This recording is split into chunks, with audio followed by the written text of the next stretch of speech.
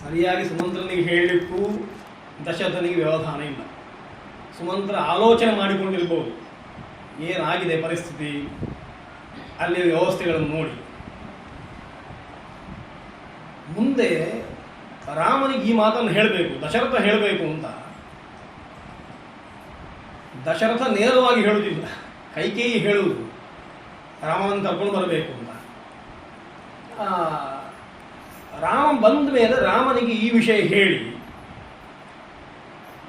ಇಷ್ಟು ಮಾಡಿದ ವ್ಯವಸ್ಥೆಯನ್ನು ಕ್ಯಾನ್ಸಲ್ ಮಾಡಬೇಕು ಅಂತ. ನಾಳೆ ನಡೆಯುವುದಿಲ್ಲ, ನಾಳೆ ಇವತ್ತೇ ನಡೆಯುವುದಿಲ್ಲ, ಹಾಗೆಲ್ಲ ಉಂಟು, ನಡೆಯುವುದಿಲ್ಲ ಅಂತ ಹಾಗೆ ಹೇಳಬೇಕು ಅಂತ. ಆ ಪರಿಸ್ಥಿತಿಯಲ್ಲಿ ಸುಮಂತ್ರ ಬಂದಿದ್ದಾನೆ. ಸುಮಂತ್ರ ಬಂದವ ರವೀಂದ್ರ ಭಟ್ರು ಹೇಳಿದ ಹಾಗೆ ಕೈಕೇಯಿ ಹೇಳಿದ್ದನ್ನು ಕೇಳಿ ಕ್ರಮ ತಗೊಳ್ಳಿಕ್ಕೆ ಅವ ತಯಾರಿಲ್ಲ. ಮುಂದೆ ರಾಮನು ಕಾಯ್ತಾನೆ ದಶರಥ ಹೇಳಬೇಕು ಅಂತ, ದಶರಥ ಹೇಳುವುದಿಲ್ಲ. ಹಾಗಾಗಿ ಕೈಕೇಯಿ ಹೇಳಿದ್ದನ್ನು ಕೇಳಲಿಕ್ಕೆ ಅವ ತಯಾರಿಲ್ಲ, ದಶರಥ ಹೇಳಬೇಕು ಅಂತ. ದಶರಥ ಹೇಳುವ ಸ್ಥಿತಿಯಲ್ಲಿಲ್ಲ, ಹೇಗೆ ಹೇಳಬೇಕು ಹಾಗೆ ಹೇಳುವ ಸ್ಥಿತಿಯಲ್ಲಿಲ್ಲ. ಅಂತೂ ರಾಮನನ್ನು ತಕ್ಷಣ ಇಲ್ಲಿ ಕರ್ಕೊಂಡು ಬರಬೇಕು. ಆಯಿತು ಅಂತ ಸುಮಂತ್ರ ಹೊರಡುತ್ತಾನೆ. ಹೋದರೆ ಅದು ಪರಿಸ್ಥಿತಿ ಹೇಗುಂಟು ಅಂತಂದರೆ, ಪುನರ್ವಸು ನಕ್ಷತ್ರದಲ್ಲಿ ತೀರ್ಮಾನ ಅದು ಪುಷ್ಯದಲ್ಲಿ ಆಗಬೇಕು ಅಂತ. ಆ ದಿವಸ ಗುರುವಾರ ಬೇರೆ ಬಂದಿದೆ, ಗುರು ಪುಷ್ಯ ಯೋಗ ಅಂತ ವಾಲ್ಮೀಕಿ ಹೇಳ್ತಾರೆ. ಒಳ್ಳೆಯ ದಿವಸ ಅದು, ಬೇಕಾದಾಗ ಸಿಗುವುದಿಲ್ಲ, ಬೇಕು ಅಂದರೆ ಸಿಗುವುದಿಲ್ಲ. ಹಾಗಾಗಿ ಅಂಥದ್ದು ಅಂಥ ದಿವಸ ಬಂದಿದೆ, ಇವತ್ತು ದೊಡ್ಡ ಉತ್ಸವ ಆಗುತ್ತದೆ ಅಂತ ರಾತ್ರಿಯಿಂದಲೇ ಗೌಜಿ ಶುರುವಾಗಿದೆ.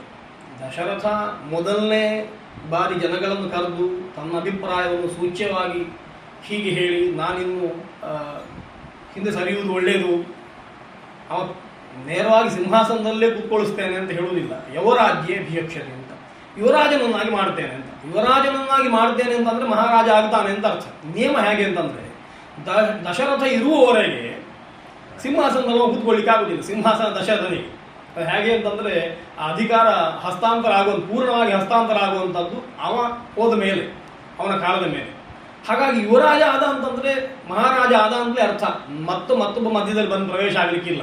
ಆ ದೃಷ್ಟಿಯಿಂದ ಆ ಯುವರಾಜ್ಯವನ್ನು ಕೊಡಬೇಕು ಅಂತ ವ್ಯವಸ್ಥೆ ಹೇಳಿದ್ರಿಂದಲೇ 99% ತೀರ್ಮಾನ ಆಗಿದೆ. ರಾಮನೇ ರಾಜನಾಗುವುದು. ಹಾಗಾಗಿ ಮಧ್ಯದಲ್ಲಿ ಸಂಶಯವೇ ಇಲ್ಲ. ಈ ಪ್ರಕರಣ ಆದದ್ದು ಎರಡೂವರೆ ಜನಗಳಿಗೆ ಗೊತ್ತಿರುತ್ತಷ್ಟೇ. ಕೈಕೇಯಿ ಮಾಡಿದ್ದು, ದಶರಥ ಕೇಳಿದ್ದು, ಸುಮಂತ್ರನಿಗೆ ಸ್ವಲ್ಪ ಅನುಮಾನ ಅಷ್ಟೇ. ಸುಮಂತ್ರನಿಗೂ ನೇರವಾದ ಕಲ್ಪನೆ ಇಲ್ಲ ಇನ್ನೂ ಕೂಡ. ಪೂರ್ತಿ ಬೇಡ, ಭರತ ಆಗಬೇಕು, ರಾಮದಂಡಕ್ಕೆ ಹೋಗಬೇಕು ಅನ್ನೋ ಕಲ್ಪನೆ ಸುಮಂತ್ರನಿಗಿಲ್ಲ. ಅವ್ನು ಇದ್ದಿದ್ರೆ ಸ್ವಲ್ಪ ಹಿಂಟಾದರೂ ಕೊಡ್ತಿದ್ದವ ರಾಮನಿಗೆ, ಇಲ್ಲ.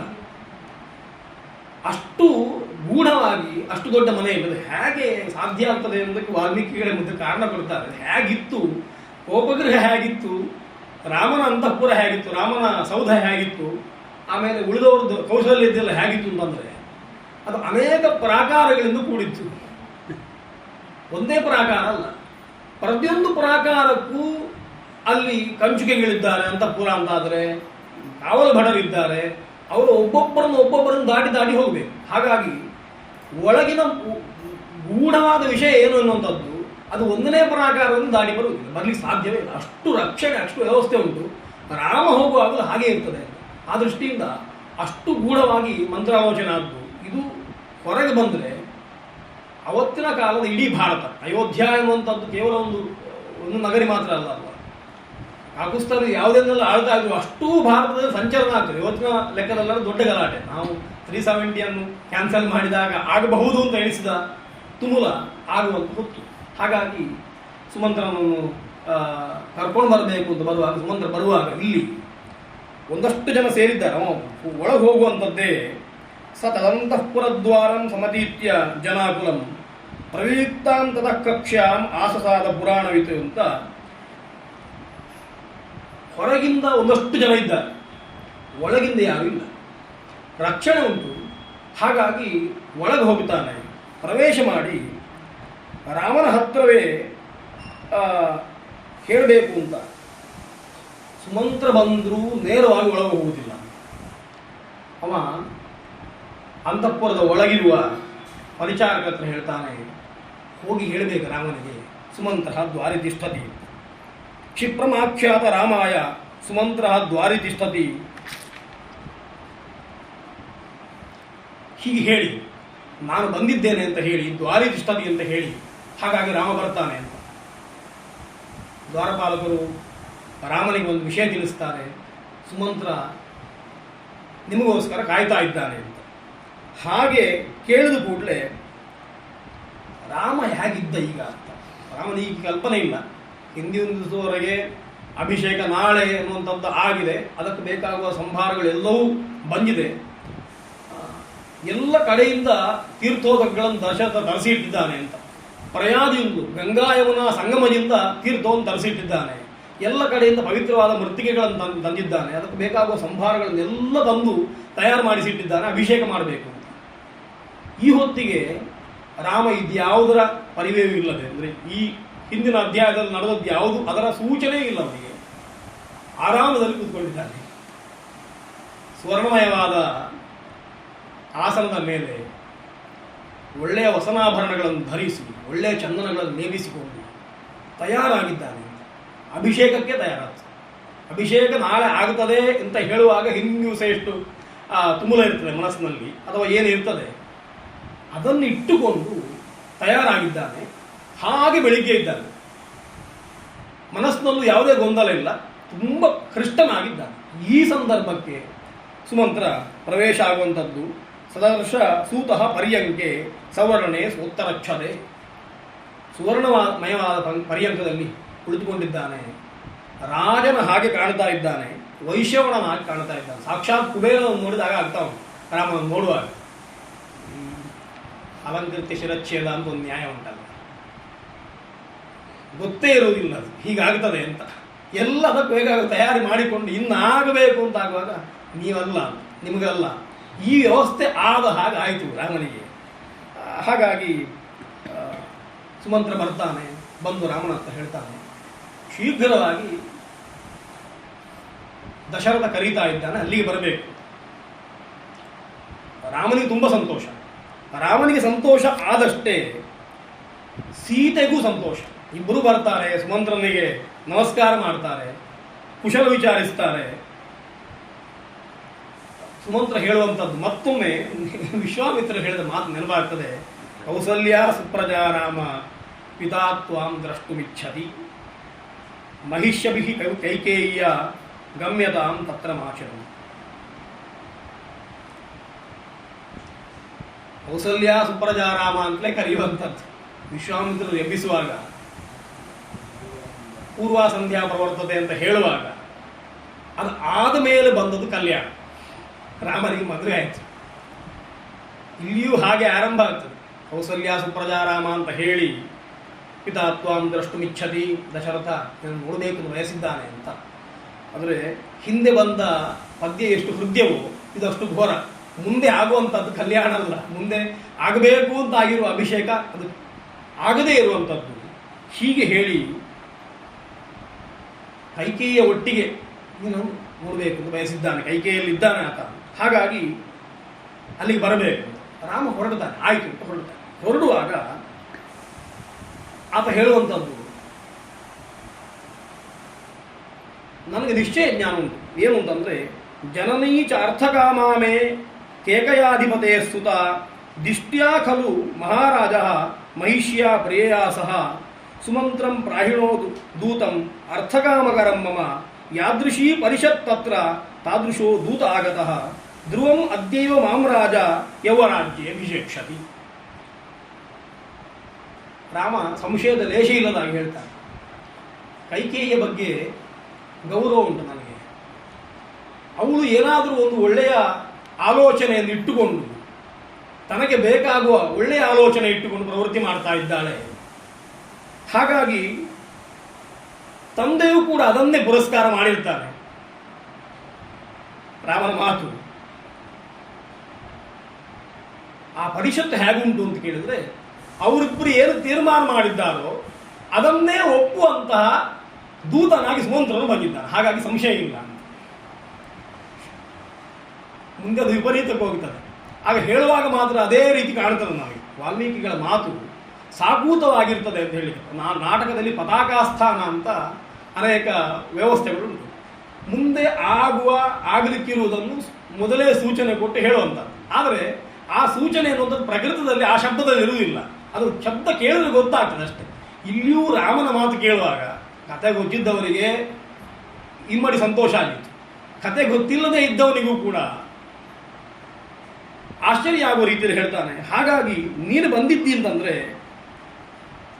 ಧ್ರುವಂ ಅದ್ಯೈವ ಮಾಂ ರಾಜ ಯುವರಾಜ್ಯ ಅಭಿಷೇಕ್ಷತಿ, ಖಂಡಿತವಾಗಿಯೂ ಇವತ್ತು ದಶರಥ ನನ್ನನ್ನು ಯವರಾಜ್ಯದಲ್ಲಿ ಕುಳ್ಳಿರಿಸಿ ಅಭಿಷೇಕ ಮಾಡ್ತಾನೆ, ಅದಕ್ಕೋಸ್ಕರವೇ ಕರೆದದ್ದು ಅಂತ, ಬೇರೆ ಯಾವುದಕ್ಕಲ್ಲ. ಹಾಗಾಗಿ ನಿರೀಕ್ಷೆ ಮಾಡಿದ್ದೇ ಆಗ್ತದೆ ಅಂತ, ಬೇರೆ ಏನು ಆಗುವುದಿಲ್ಲ, ಘಟಿಸುವುದಿಲ್ಲ ಅಂತ ಹೇಳಿ, ಹಾಗೆ ಹೇಳಿ ರಾಜ್ಯಂ ದ್ವಿಜಾತಿಭಿರ್ಜುಷ್ಟಂ ರಾಜಸೂಯ ಅಭಿಷೇಚನಂ ಕರ್ತುಮರ್ಹತಿ ತೇ ರಾಜ ವಾಸವಸ್ಯೇವ ಲೋಕಕೃತ. ಇನ್ನು ಸೀತೆ ಬರ್ತಾಳೆ. ಅಷ್ಟು ಹೊತ್ತಿ ಸೀತೆ ಒಟ್ಟಿಗಿದ್ದಾಳೆ. ಸೀತೆ ಹೇಳುವ ಮಾತು ನನಗೆ ತುಂಬ ಸಂತೋಷ ಆಗಿದೆ.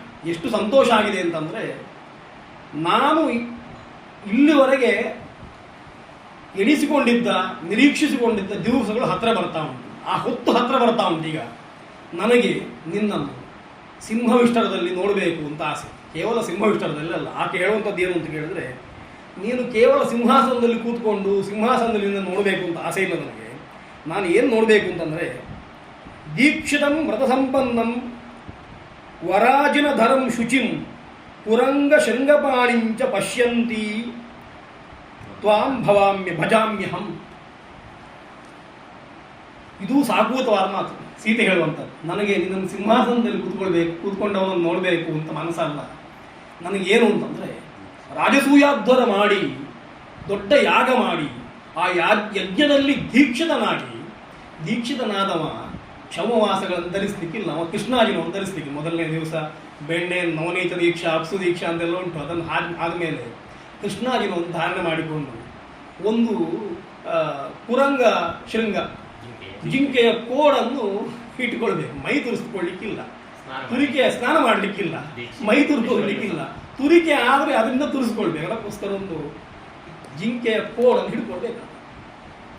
ಆದರೆ ಅದು ಹೇಯವಾದ್ದಲ್ಲ, ಅದು ದೊಡ್ಡ ವಿಷಯ ಅಂತ. ಹಾಗೆ ಯಾರಾದರೂ ಹಿಡ್ಕೊಂಡಿದ್ದಾರೆ ಅಂತಂದರೆ ದೀಕ್ಷಿತ ರಾಜಸೂಯ ಮಾಡಿದ್ದಾನೆ ಅಂತ ಅರ್ಥ. ಸೀತೆ ಹೇಳ್ತಾ ಇದ್ದಾಳೆ, ನನಗೆ ಇಂಥ ರಾಮನನ್ನು ನೋಡಬೇಕು ಅಂತ ಆಸೆ. ದೇವರು ಹೌದು ಅಂತ ಹೇಳಿಬಿಡ್ತಾನೆ.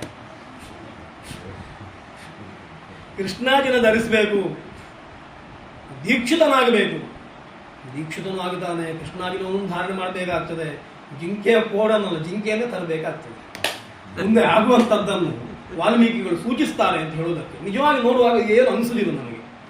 ಆದರೆ ರಾಮಾಯಣ ಒಂದು ಬಾರಿ ಅಲ್ಲ, 4 ಬಾರಿ ಓದಿದ್ಮೇಲೆ ಮತ್ತೊಮ್ಮೆ ಓದುವಾಗ ಹೌದಲ್ವ ಅಂತ ಕಾಣುವ ಹಾಗೆ ವಾಲ್ಮೀಕಿಗಳು ಒಂದೊಂದು ಮಾತಾಡ್ತಾರೆ. ಹಾಗೆ ಹೇಳ್ತಾಳೆ, ನನಗೆ ಹಾಗೆ ನೋಡಬೇಕು ಅಂತ ಹೇಳಿ ರಾಮನಿಗೆ ಸ್ವಸ್ತಿ ಮಂಗಲವನ್ನು ಹೇಳ್ತಾರೆ. ಪೂರ್ವದಲ್ಲಿ ಇಂದ್ರ ರಕ್ಷಣೆ ಮಾಡಲಿ, ದಕ್ಷಿಣದಲ್ಲಿ ಯಮ ರಕ್ಷಣೆ ಮಾಡಲಿ, ಎಲ್ಲ ಕಡೆಯಲ್ಲಿ ನಿನ್ನನ್ನು ದೇವತೆಗಳು ರಕ್ಷಿಸಲಿ, ನೀನು ಹೋಗಿ ಬಾ. ಸೀತೆ ಬರುವುದಿಲ್ಲ, ರಾಮನನ್ನು ಕಳಿಸುವುದಲ್ಲ ಅಸ್ಮಾನೊಟ್ಟಿಗೆ. ಹಾಗಾಗಿ ನೀನು ಹೋಗಿ ಬಾ ಅಂತ. ಅವ ಹೋಗಿ ಬರುವಂಥದ್ದು, ಸೀತೆ ಕಳಿಸುವಂಥದ್ದು ಒಂದು ಅರ್ಧ ಗಂಟೆ 1 ಗಂಟೆಯ ಕಾಲಾವಧಿ. ಅಷ್ಟಾದರೂ ಕೂಡ ಕ್ಷೇಮವಾಗಿ ಹೋಗಿ ಬಾ ಅಂತ. ಹೋಗುವುದು ಎಲ್ಲಿಗೂ ಅಲ್ಲ, ಮತ್ತೊಂದು ಮನೆಗೆ ಹೋಗುದು. ಆದರೆ ಒಂದು ಮನೆಗಿಂತ ಮತ್ತೊಂದು ಮನೆಗೆ ದೂರ ಇತ್ತು ಗೊತ್ತಾಗ್ತದೆ. ಯಾಕೆಂತಂದರೆ ಕುದುರೆಗಳನ್ನು ಕಟ್ಟಿದ ರಥದಲ್ಲೂ ಹೋಗ್ತಾನೆ ಅಂತ. ಹೋಗಿ ಎಲ್ಲಿವರೆಗೆ ಅಂತಂದರೆ ಮೊದಲನೇ 2ನೇ ಕಕ್ಷೆಗೆ ಯುಕ್ತವಾಗಿ ಹೋಗ್ತಾನೆ, ಆಮೇಲೆ ನಡ್ಕೊಂಡು ಹೋಗ್ತಾನೆ ಅಂತ ಉಂಟು. ಮನೆ ಎಷ್ಟು ದೊಡ್ಡದಿರ್ಬೋದು ಅಂತ ಆಲೋಚನೆ ಮಾಡಿ. ರಾಮ ಹೋಗುವಾಗ ಅನೇಕ ಕಕ್ಷೆಗಳಿರುವಂತಹ, ಅನೇಕ ಪ್ರಾಕಾರಗಳಿರುವಂತಹ ಮನೆಯನ್ನು ಪ್ರವೇಶ ಮಾಡ್ತಾನೆ ಅಂತ.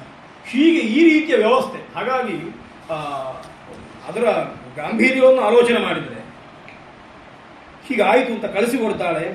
ರಾಮ ರಾಷ್ಟ್ರಪತಿ ಭವನದ ಹಾಗೆ ಆ ರೀತಿಯ ವ್ಯವಸ್ಥೆ.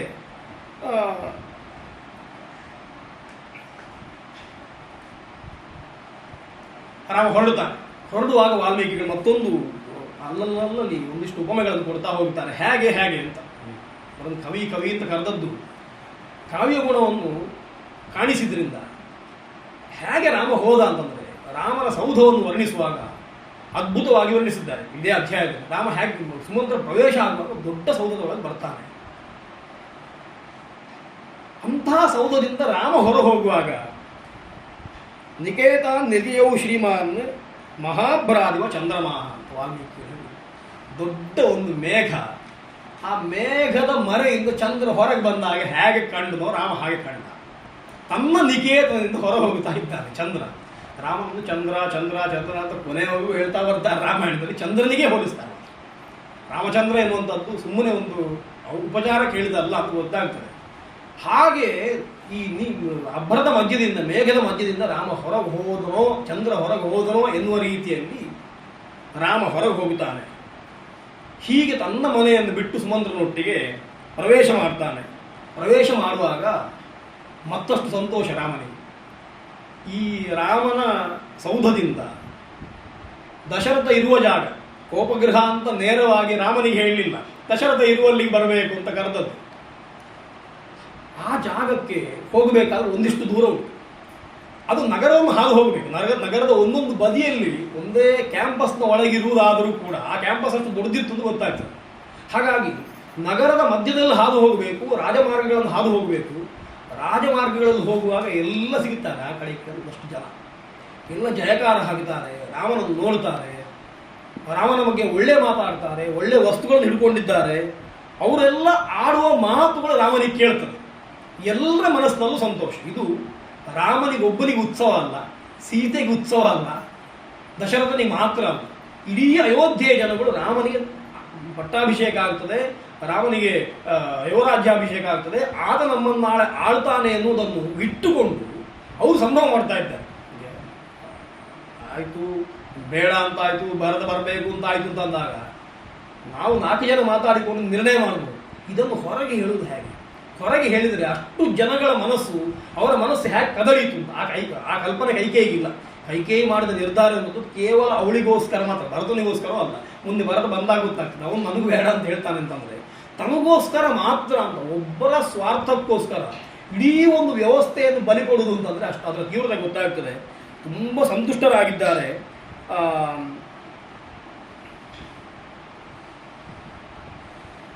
ಅವರು ಹೇಳ್ತಾರಂತೆ, ರಾಮ ಬಂದರೆ ಏನಾಗ್ತದೆ? ಆಶ್ಚರ್ಯ ಆಗ್ತದೆ. ಯಾರು ಹಿಂದಿನವರನ್ನು ಕಮೆಂಟ್ ಮಾಡುವುದಿಲ್ಲ. ಜನಗಳು ಹೇಳುವ ಮಾತು, ಯಥಾಸ್ಮ ಪೋಷಿತಾ ಪಿತ್ರ ಯಥಾ ಸರ್ವೈ ಪಿತಾಮಹೈ ತತಃ ಸುಖತರಂ ಸರ್ವೇ ರಾಮೇ ವತ್ಸ್ಯಾಮ ರಾಜನ.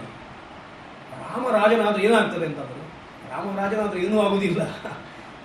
ಇವನ ತಂದೆ ನಮ್ಮನ್ನು ಹೇಗೆ ಆಳ್ತಾ ಇದ್ರು ಅಥವಾ ಅವನ ಹಿಂದಿನವರು ಹೇಗೆ ಆಳ್ತಾ ಇದ್ರು ಅದಕ್ಕಿಂತಲೂ ಒಳ್ಳೆಯ ರೀತಿಯಲ್ಲಿ ಹಾಗೆ ನಮ್ಮನ್ನು ರಾಮನು ಆಳ್ತಾನೆ. ಹಾಗಾಗಿ ನಮಗೆ ಇನ್ಯಾವುದೇ ತಲೆ ಬಿಸಿಲ್ಲ. ರಾಮ ಬಂದರೆ, ರಾಮರಾಜನಾದರೆ ಯಾವುದೇ ತಲೆ ಬಿಸಿಲ್ಲ, ನಾವು ಆರಾಮದಲ್ಲಿರ್ಬೋದು ಅಂತ. ಹಾಗಾಗಿ ಇನ್ನು ನಮ್ಮನ್ನು ಆಳುವವರು ನಮ್ಮನ್ನು ಯಾವ ರೀತಿ ಆಳಿಯಾರು ಪ್ರತಿಯೊಬ್ಬ ಪ್ರಜೆಯೂ ಆಲೋಚನೆ ಮಾಡುವಂಥದ್ದು ಅವರ ವ್ಯವಸ್ಥೆಯ ಒಳಗೆ. ರಾಮರಾಜನಾಗ್ತಾನೆ, ಇನ್ನೊಬ್ಬ ರಾಜನಾಗ್ತಾನೆ ಎಂದಲ್ಲ, ತನಗೆ ಹೇಗೆ ಅಂತ, ತನಗೆ ಅಯೋಧ್ಯೆ ಆಧಿಪತ್ಯ ತನಗೆ ಹೇಗೆ, ನಮಗೆ ಪ್ರಧಾನಮಂತ್ರಿ ಒಳ್ಳೆಯ ಬಂದರೆ ನಮಗೆ ಹೇಗೆ ಅಂತ ನೋಡುವಂಥದ್ದು. ಆ ದೃಷ್ಟಿಯಲ್ಲಿ ಅವರು ಹೇಳುವಂಥದ್ದು ಆ ರೀತಿಯಲ್ಲಿ ನಮಗೆ ಆಗ್ತದೆ.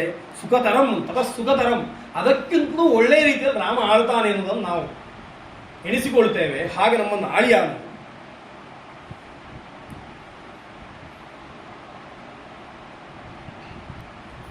ಅವರು ಹೇಳ್ತಾ ಇದ್ದಾರೆ, ಇಷ್ಟು ವರ್ಷ ಅನುಭವಿಸಿದ್ದು ಸಾಕು,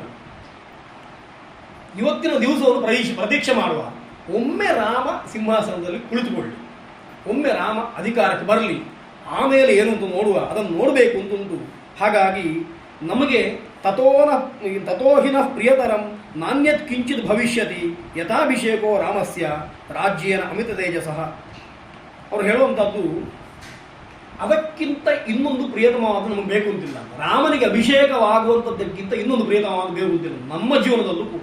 ಹಾಗಾಗಿ ಅದು ಒಮ್ಮೆ ಆಗಲಿ ಅಂತ ಹೀಗೆ ದಾರಿಯ ಬದಿಯಲ್ಲಿ ಕುಳಿತುಕೊಂಡವರು ಮಾತಾಡ್ತಾ ಇದ್ದಾರೆ ರಾಮನ ಬಗ್ಗೆ ಅಂತ. ರಾಮ ಹೋಗುವ ಕಾಲಕ್ಕೆ ರಾಮನಿಗೂ ಅದು ಕೇಳಿಸುವ ಹಾಗೆ.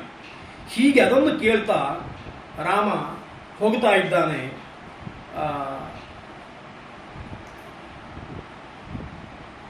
ರಾಮ ಹೇಗೆ ಹೋಗ್ತಾ ಇದ್ದಾನೆ ಅಂತ ಕೇಳಿದರೆ, ಎಲ್ಲರನ್ನೂ ನೋಡ್ತಾ ಹೋಗ್ತಾ ಇದ್ದಾನೆ ಅಂತ. ರಾಮನ ಬಗ್ಗೆ ಇರುವ ಪ್ರಶಂಸೆಯ ಮಾತುಗಳು ಇದೇ ಅಧ್ಯಾಯದಲ್ಲಿ ಬರುವಂಥದ್ದು. ನಹಿರ್ ತಸ್ಮಾನ್ ಮನಃ ಕಶ್ಚಿತ್ ಚಕ್ಷುಷೀವ ನರೋತ್ತಮಾತ್ ನರಃ ಶಕ್ನೋತಿ ಅಪಾಕ್ರಾಷ್ಟುಂ ಅತಿಕ್ರಾಂತೇಪಿ ರಾಘವೇ. ರಾಮ ಹೇಗೆ ಹೋಗ್ತಾ ಇದ್ದಾನೆ ಅಂತ ಕೇಳಿದ್ರೆ, ರಾಮ ಬರ್ತಾನೆ ಅಂತ ಗೊತ್ತಾಗುವಾಗ ಜನಗಳು ನೋಡ್ಲಿಕ್ಕೆ ಆರಂಭ ಮಾಡಿದರೆ ರಾಮ ಹೋದ ಮೇಲೂ ಹಾಗೆ ನೋಡ್ತಾ ಇರ್ತಿದ್ರಂತೆ. ಆ ಕಣ್ಣನ್ನು ಮತ್ತೊಂದು ಕಡೆಗೆ ಹರಿಸ್ಲಿಕ್ಕೂ ಅವರಿಗೆ ಆಗ್ತಾ ಇರಲಿಲ್ಲ. ಅಷ್ಟು ಪ್ರೀತಿ ಇತ್ತು ಅಂತ ಅರ್ಥ. ಅಂತಹ ಪ್ರೀತಿಯನ್ನು ರಾಮನ ಮೇಲೆ ತೋರಿಸ್ತಾ ಇದ್ರು. ಅದಕ್ಕೆ ಸರಿಯಾಗಿ ರಾಮ ಏನು ಮಾಡ್ತಾ ಇದ್ದ ಅಂತ ಕೇಳಿದ್ರೆ, ಯಶ್ಚ ರಾಮಂ ನ ಪಶ್ಯೇತ್ತು ಯಂಚ ರಾಮೋ ನ ಪಶ್ಯತಿ ನಿಂದಿತ ಸರ್ವಲೋಕೇಶು ಸ್ವಾತ್ಮಾಪ್ಯೇನ ವಿಗರಹ. ಅಯೋಧ್ಯೆಯಲ್ಲಿ ಒಂದು ಕಂಠಪಾಠ ಆಗಿರುವ ಮಧ್ಯವಾಗಿತ್ತು. ರಾಮನನ್ನು ನೋಡದೇ ಇರುವ ಜನ ಇರಲಿಲ್ಲ. ರಾಮ ತಾನು ನೋಡದೇ ಇರುವ ಪ್ರಜೆ ಅಯೋಧ್ಯೆಯಲ್ಲಿ ಒಬ್ಬನು ಇರಲಿಲ್ಲ. ಎಲ್ಲರೂ ರಾಮನನ್ನು ನೋಡಿದ್ದಾರೆ, ರಾಮನು ಎಲ್ಲರನ್ನು ನೋಡಿದ್ದಾನೆ. ಯಾರಾದರೂ ನಾನು ರಾಮನನ್ನು ನೋಡಲಿಲ್ಲ ಅಂತ ಎನ್ನುವ ಇದ್ದರೆ, ರಾಮ ನನ್ನನ್ನು ನೋಡಲಿಲ್ಲ ಎನ್ನುವ ಭಾವನೆ ಅವನಿಗೂ ಬಂದಿದ್ರೆ, ನಾನು ರಾಮನನ್ನು ನೋಡಲಿಲ್ಲ ಎನ್ನುವಂಥದ್ದು, ರಾಮ ನನಗೆ ದೃಷ್ಟಿ ಕೊಡಲಿಲ್ಲ ಎನ್ನುವ ಭಾವನೆ ಬಂದರು, ಆ ಮನುಷ್ಯ ಅಯೋಧ್ಯೆಯಲ್ಲಿ ಬದುಕಲಿಕ್ಕೆ ನಾಲಾಯಕ ಅಂತ ಅರ್ಥ. ಹಾಗಾಗಿ ತನ್ನನ್ನೇ ತಾನು ಪ್ರಯೋಜನ ಇಲ್ಲ ಅಂತ ಹೇಳಿಕೊಳ್ಳುವವರೆಗೆ ಅಷ್ಟು ವ್ಯವಸ್ಥೆ ಇತ್ತು ಅಂದರೆ ಇದು ಕಷ್ಟ. ಎಷ್ಟು ರಾಮನ ಭವಿಷ್ಯತೆ ಅನ್ನೋದು ಸುಲಭ. ಎತ್ತರದಲ್ಲಿದ್ದವನನ್ನು ಎಲ್ಲರೂ ನೋಡ್ಬೋದು. ಆದರೆ ಎತ್ತರದಲ್ಲಿದ್ದವ ಪ್ರತಿಯೊಬ್ಬನನ್ನು ದೃಷ್ಟಿ ಕೊಟ್ಟು ನೋಡುವುದು ಅಥವಾ ಪ್ರತಿಯೊಬ್ಬನ ಯೋಗಕ್ಷೇಮವನ್ನು ವಿಚಾರಿಸುವುದು ತುಂಬ ಕಷ್ಟ ಉಂಟು. ರಾಜನಾದವನಿಗೆ ಇರಬೇಕಾದ ಗುಣ ಅಂತ ಶಾಸನ ಹೇಳುವಂಥದ್ದು. ಹಾಗಾಗಿ ಇಂತಹ ಗುಣ ಇದ್ದವ ರಾಜನಾಗುತ್ತಾನೆ ಅಂತಂದರೆ ಅವನಿಗೆ ಪ್ರತಿಯೊಬ್ಬರದ್ದು ಗೊತ್ತಾಗ್ತದೆ ಅಂತ ಅರ್ಥ. ಸಾಮಾನ್ಯವಾಗಿ ಇಂತಹ ಪದ್ಯಗಳನ್ನು ಹೇಗೆ ಅರ್ಥೈಸಬೇಕು ಅಂತ ಶಾಲಿ ಪುಲಾಕ ಅಂತ ಇಟ್ಟುಕೊಳ್ಳುವ ಅಂದರೆ ಎಲ್ಲ ವ್ಯವಸ್ಥೆಗಳು ಗೊತ್ತುಂಟು ಅಂತ ಅರ್ಥ, ಎಲ್ಲ ಸ್ವಭಾವಗಳು ಗೊತ್ತುಂಟು ಅಂತ ಅರ್ಥ. ಒಂದೇ ಸ್ವಭಾವದವರು 100 ಜನ ಇರ್ಬೋದು, ಆದರೆ ಆ ಸ್ವಭಾವ ಗೊತ್ತುಂಟು, ಗೊತ್ತಿದ್ದವರ ಹತ್ರ ಹಾಗೆ ವ್ಯವಹಾರ ಮಾಡ್ತಾನೆ ಅಂತ. ಅಷ್ಟು ಆ ರೀತಿಯ ಭಾವನೆಯನ್ನು ರಾಮನೂ ಇಟ್ಟುಕೊಂಡಿದ್ದಾನೆ, ಆ ರೀತಿಯ ಭಾವನೆಯನ್ನು ಜನಗಳು ಇಟ್ಟುಕೊಂಡಿದ್ದಾರೆ.